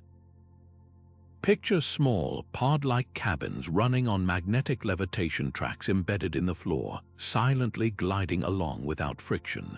You would summon one with a tap on a device, and it would whisk you away on a pre-programmed route, merging seamlessly with other pods in a synchronized flow that eliminates traffic jams and stops. These would not be large, scheduled trains but a constant, on-demand stream of individual or small group transport, operating more like a horizontal elevator system than a subway, ensuring you travel directly to your destination without unnecessary stops. For moving between different spinning modules or accessing areas in the central microgravity hub of the city, an entirely different system takes over. Here, the concept of horizontal corridors gives way to a three-dimensional transit web. Pressurized tunnels would connect the various rotating rings and central sections, but movement within them would rely on microgravity transit tubes. Instead of walking or riding, you would enter a tube and use a series of handholds or gentle air jets to propel yourself along, much like swimming through a calm current. For longer distances, a system of magnetic acceleration rings could gently push a person or a cargo capsule along the tube, building up speed for the journey and then decelerating at the destination, making a trip across the entire city take just a few minutes.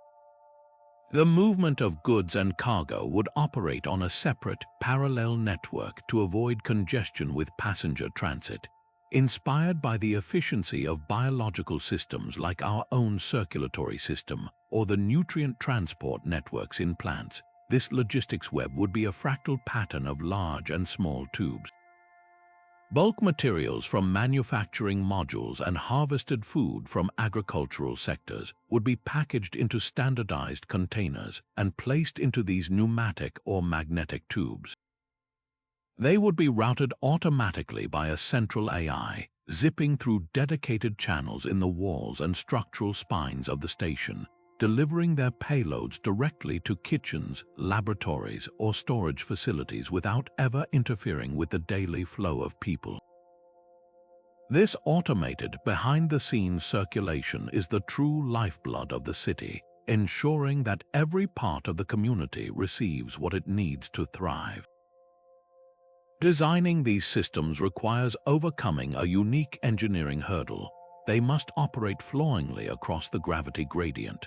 A maglev track must work perfectly in a spinning section with full Earth-like gravity, continue to function as the gravity diminishes toward the central axis, and still be usable in the zero-G core.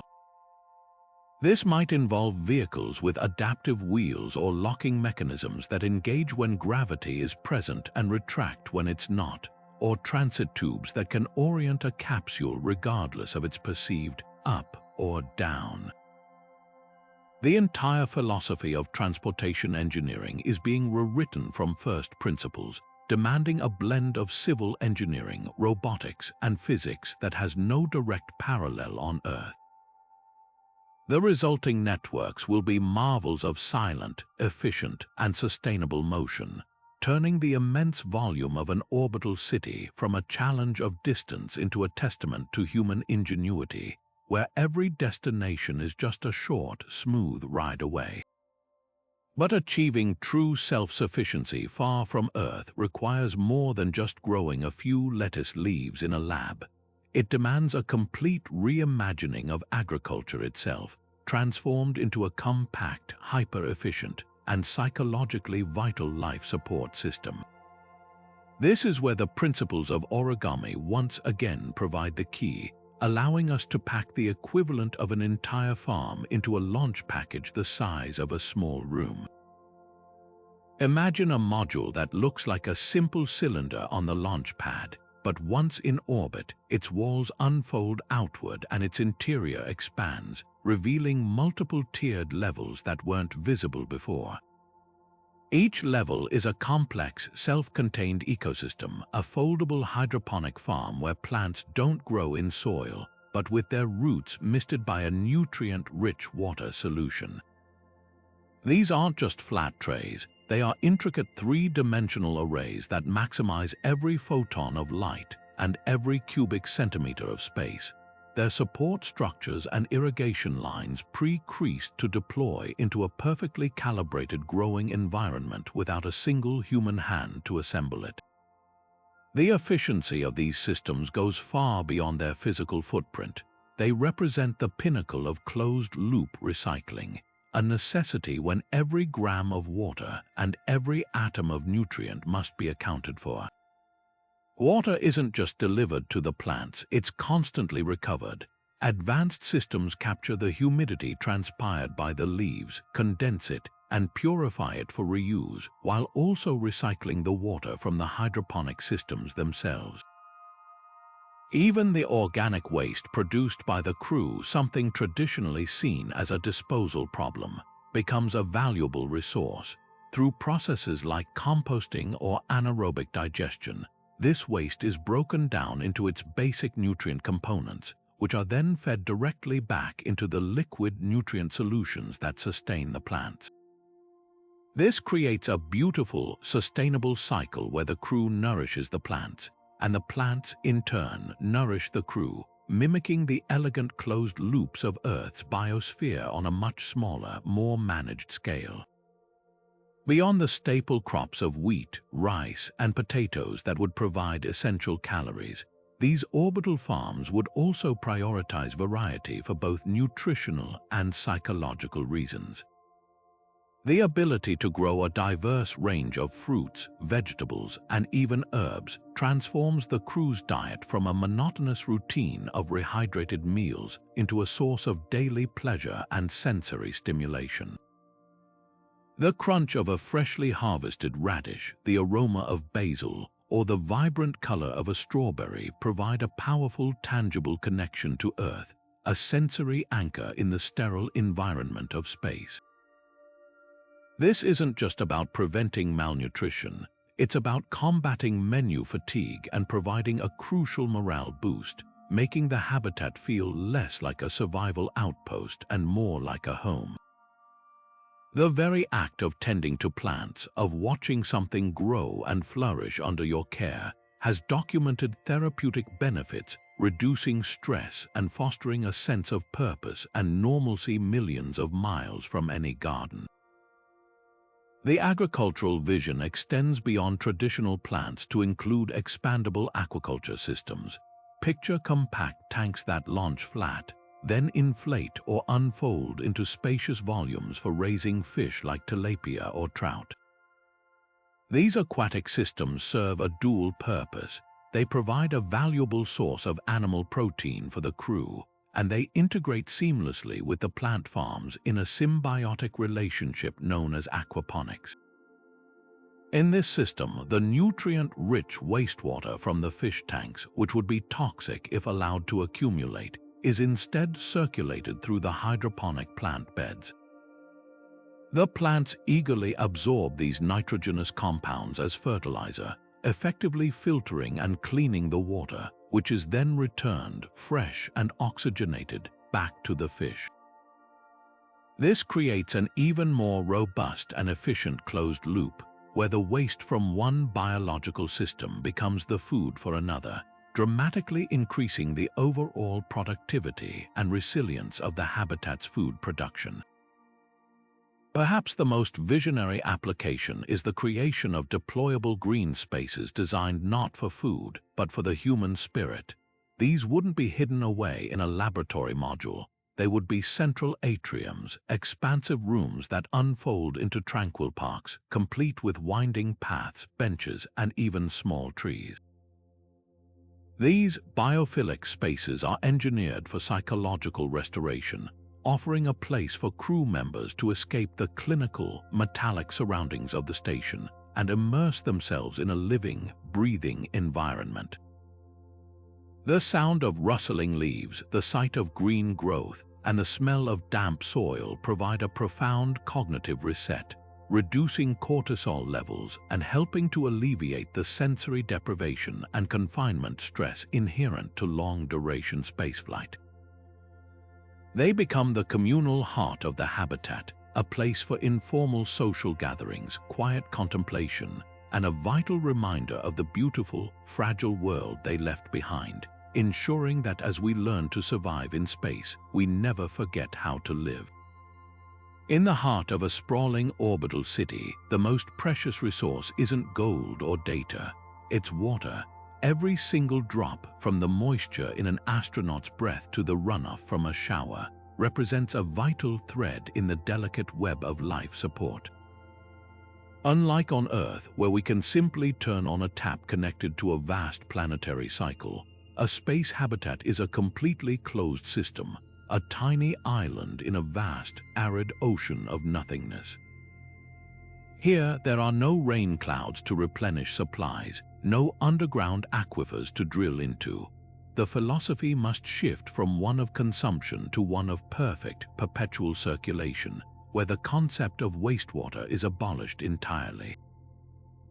Every molecule is captured, purified, and returned to the cycle with an efficiency that would put even the most advanced terrestrial systems to shame.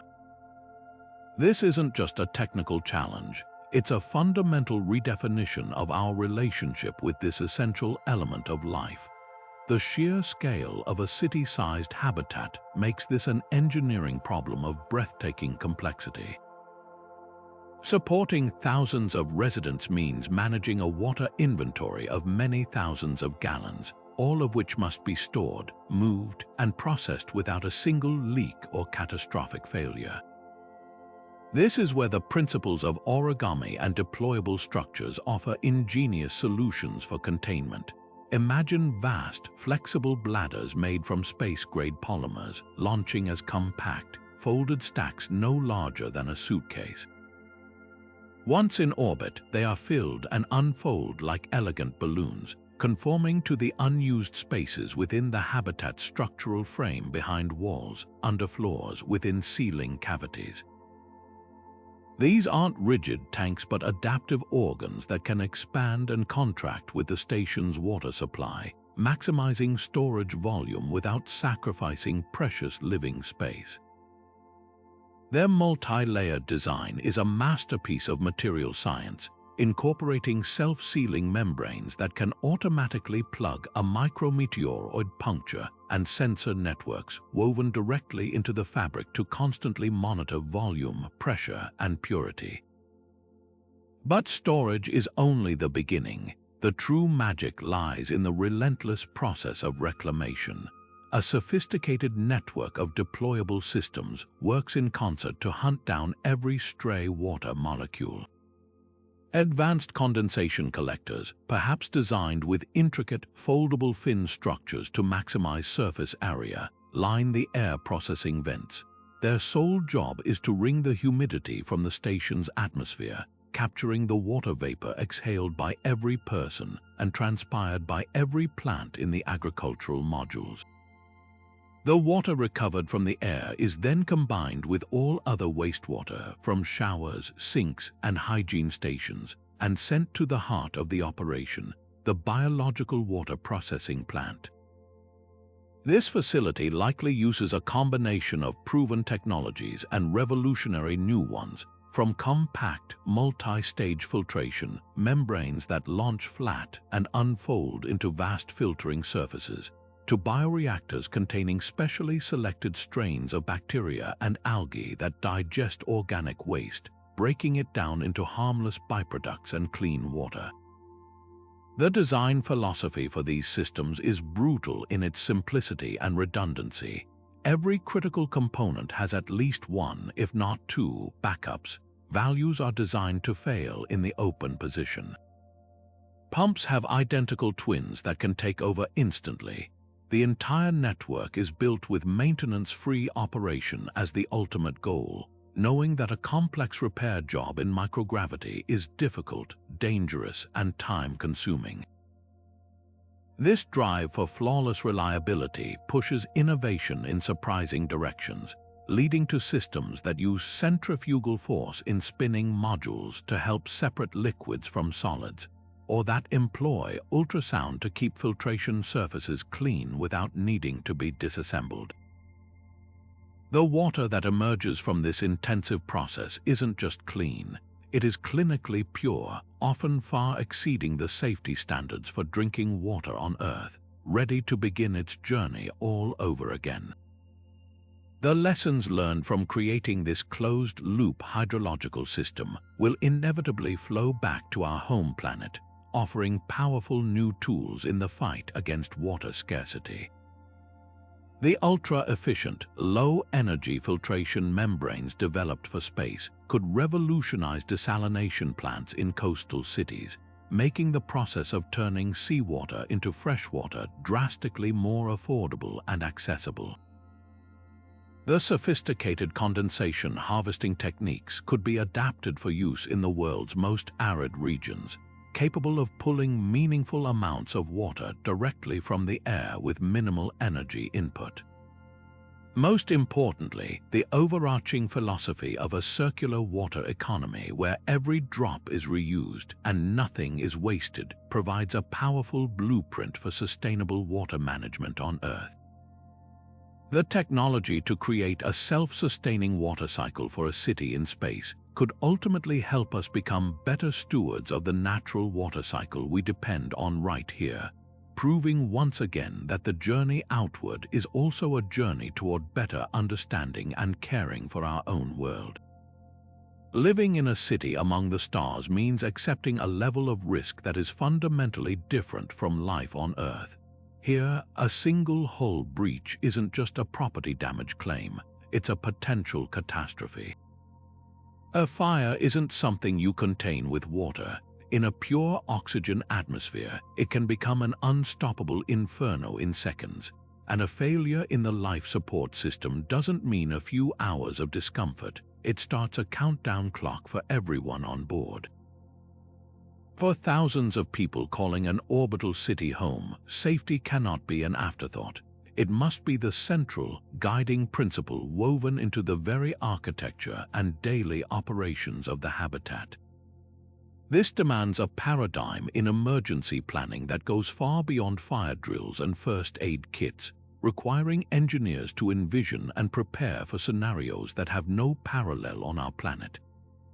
The very nature of these expandable structures offers a unique and powerful advantage in a crisis: the ability to dynamically reconfigure the environment itself. Imagine a scenario where a micrometeoroid strike causes a slow leak in a residential module. Instead of just sealing a single bulkhead and sacrificing that entire section, the origami-inspired design could allow the habitat to respond intelligently.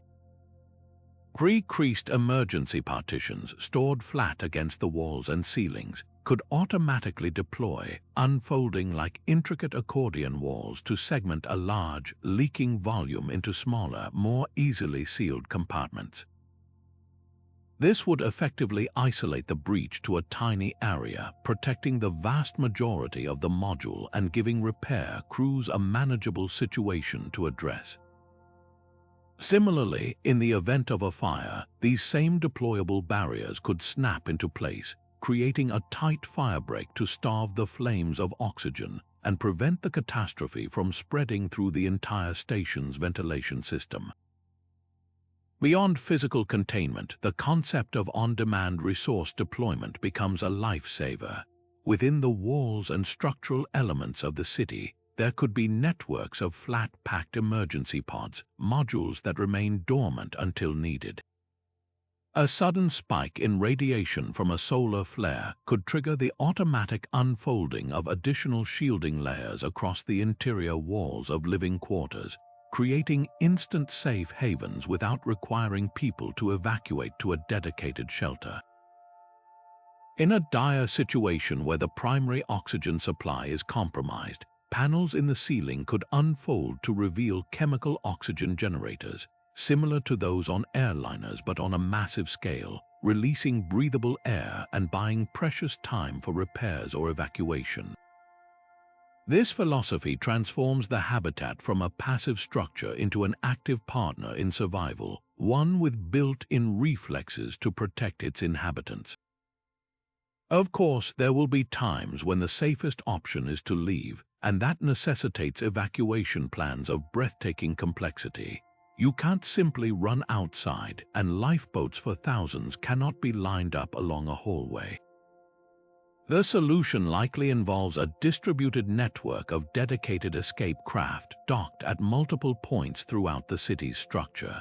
These wouldn't be traditional rocket-powered capsules, but perhaps pressurized, shielded modules with their own independent life support and propulsion. In an emergency, inhabitants would be guided by intelligent systems along the safest pressurized routes to these access points.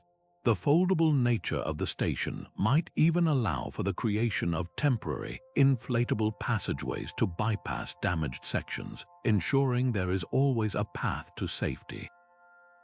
Once loaded, these lifeboats would detach and maneuver to a safe distance, acting as self-sufficient survival pods until a rescue vessel from another part of the station or from Earth can retrieve them. This entire safety ecosystem would be governed by an AI that is the undisputed master of disaster management. This system would constantly monitor thousands of data points: air composition, pressure, radiation levels, structural stresses, running countless simulations in the background to predict points of failure long before they occur.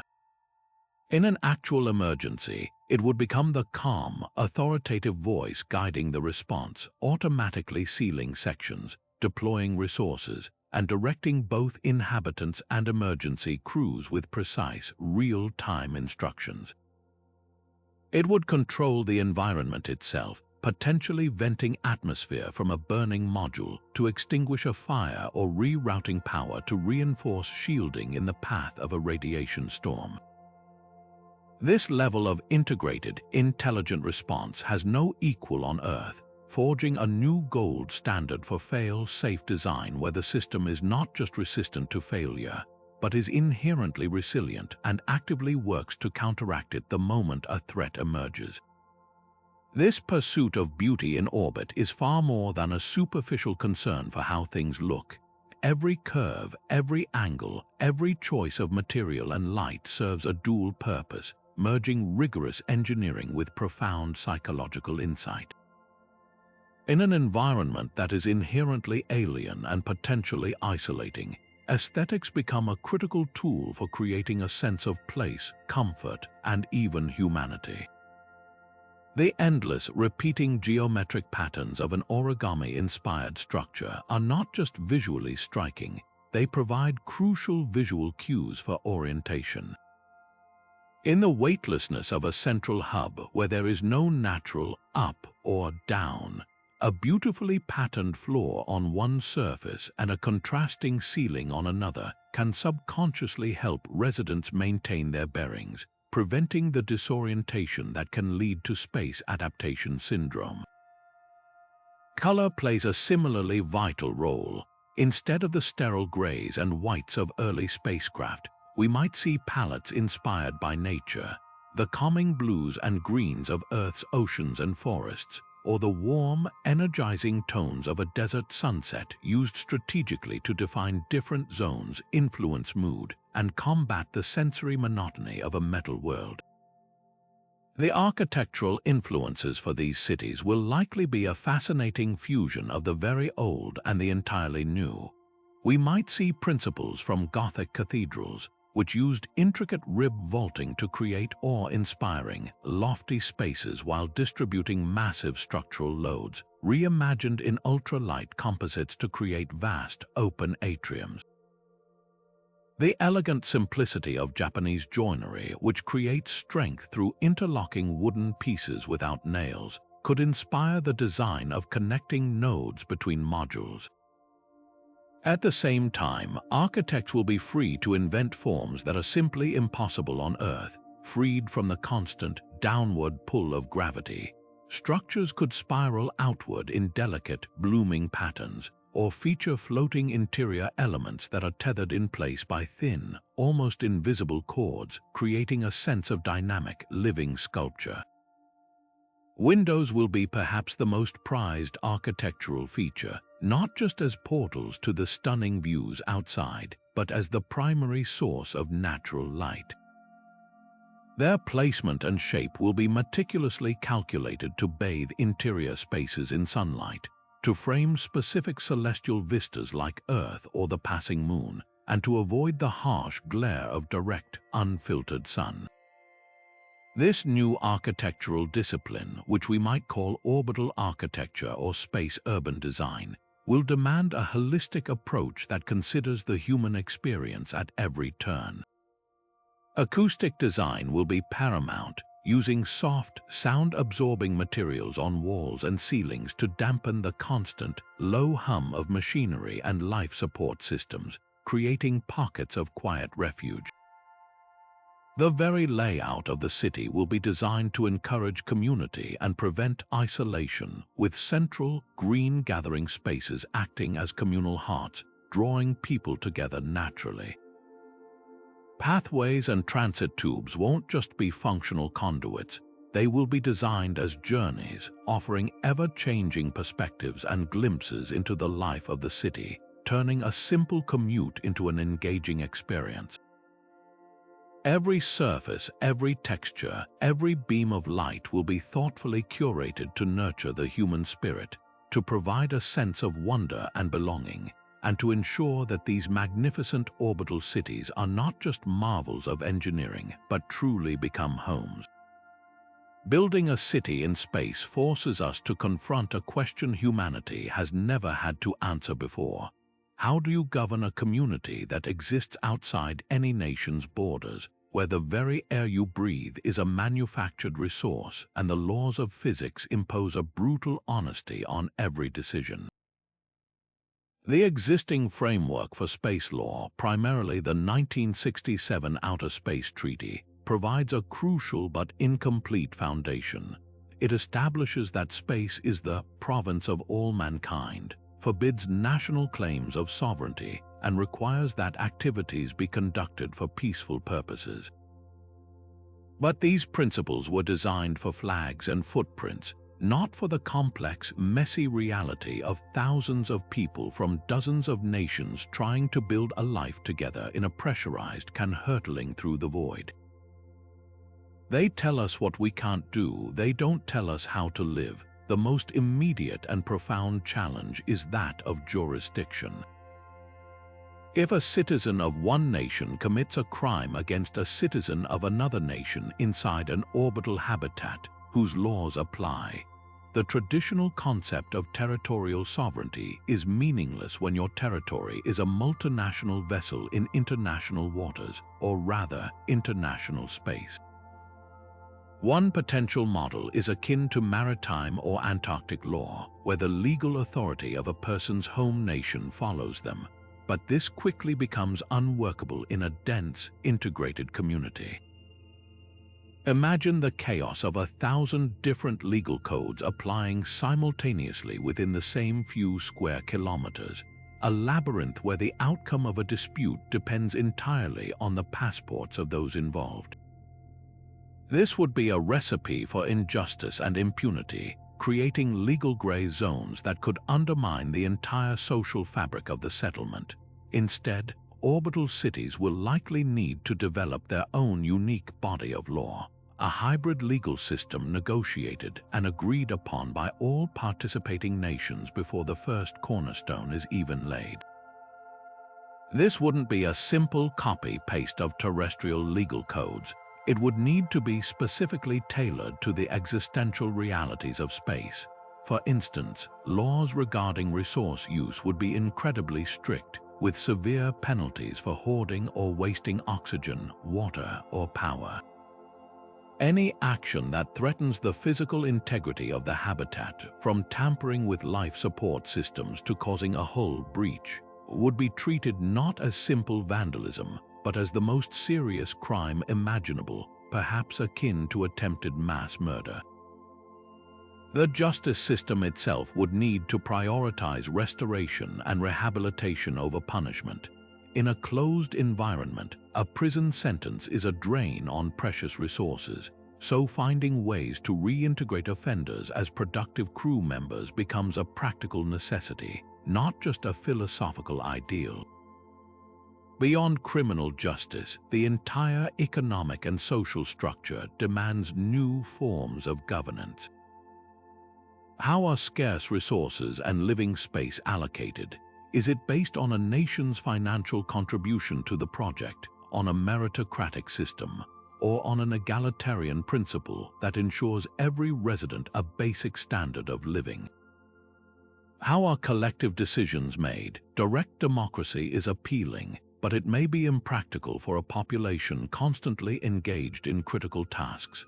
A representative system risks creating a divide between a governing class and the workers. Some have proposed a governance model inspired by multi-stakeholder cooperatives, or the system used on some oceanographic research vessels, where technical experts, medical staff, and elected representatives all have a voice in a council that makes executive decisions for the common good. The key will be creating a system that is both highly efficient in a crisis and deeply fair in its daily operations, ensuring that every resident feels they have a stake in the community's survival and success. Perhaps the most fascinating possibility is that these orbital laboratories of governance could eventually send valuable insights back down to Earth. The process of building a legal and social system from first principles, forced by circumstance to prioritize sustainability, equity, and collective survival over short-term gain or nationalist interests, could provide a powerful blueprint for tackling our own global challenges. The mechanisms developed for fair resource allocation in a closed system could inform how we manage global commons like the atmosphere or the oceans.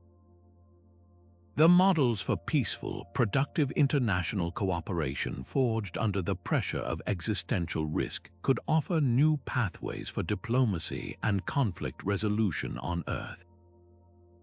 In learning how to govern ourselves among the stars, we might just discover better ways to govern ourselves right here at home, proving that the greatest export of a space city may not be technology or resources, but wisdom. This incredible journey from today's compact satellites to tomorrow's sprawling orbital cities won't happen overnight with a single miraculous launch. It will unfold as a deliberate, step-by-step evolution, with each achievement carefully building upon the last, much like the intricate folds of the origami that inspires it. We're already witnessing the very first steps of this grand progression. Right now, engineers are in the crucial phase of perfecting deployment mechanisms for what we might call medium-sized arrays.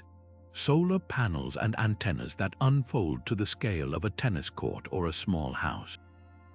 These aren't the city-sized structures of our dreams, but they are the essential prototypes, the real-world laboratories where we work out the 1,001 complexities of unfolding in the vacuum of space.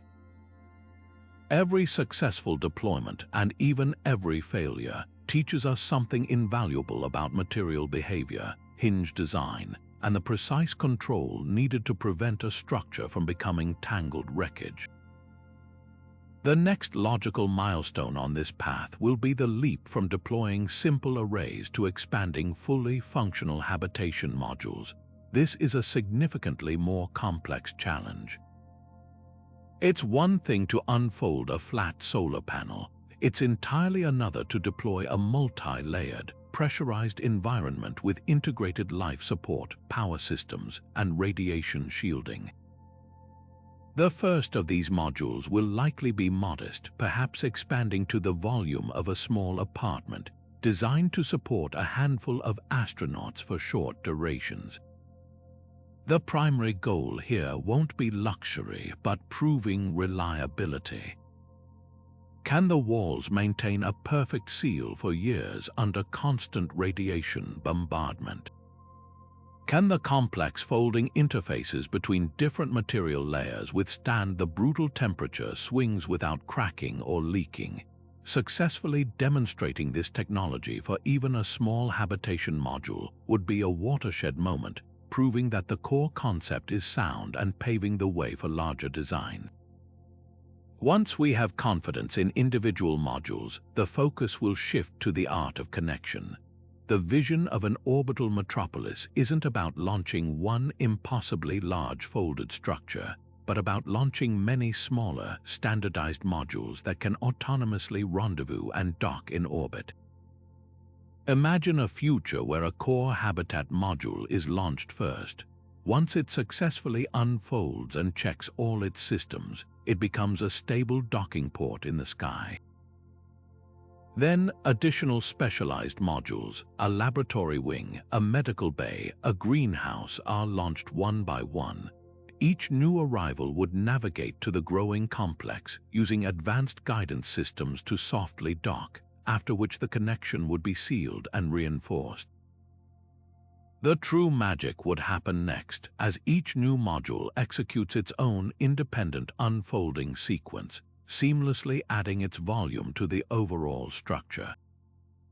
This modular approach is the key to manageable, affordable growth, allowing the city to expand organically over time, funded by multiple missions and incorporating the latest technological advances with each new addition.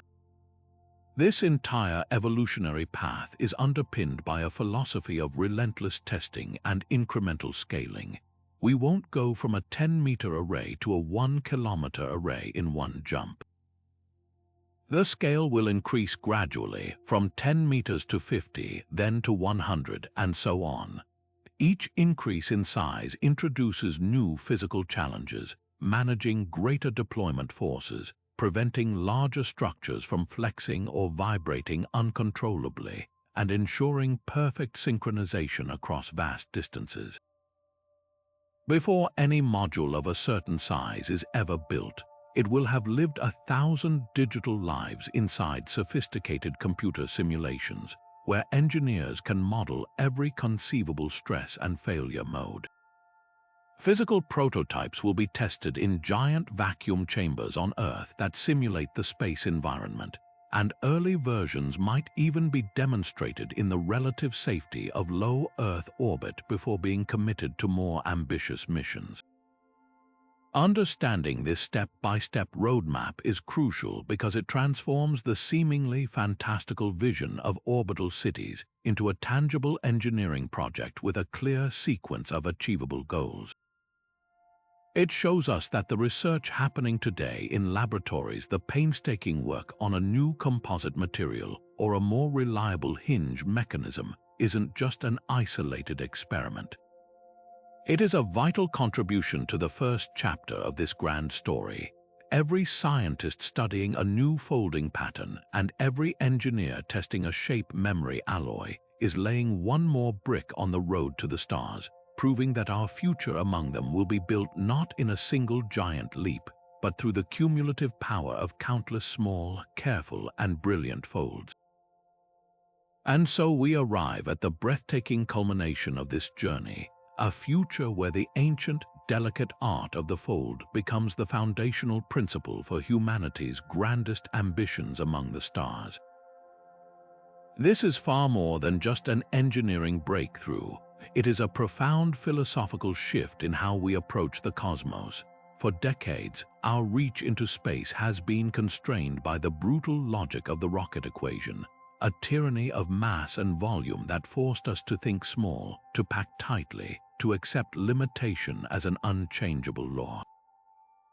But the principles of origami offer us a key to a new kind of logic, a celestial sleight of hand that allows us to launch the seemingly impossible. We are learning to encode vast potential into compact forms, to send seeds into the void that can blossom into orbiting cities, transforming the very nature of what we can build beyond our atmosphere. The implications ripple outward, touching every aspect of our future.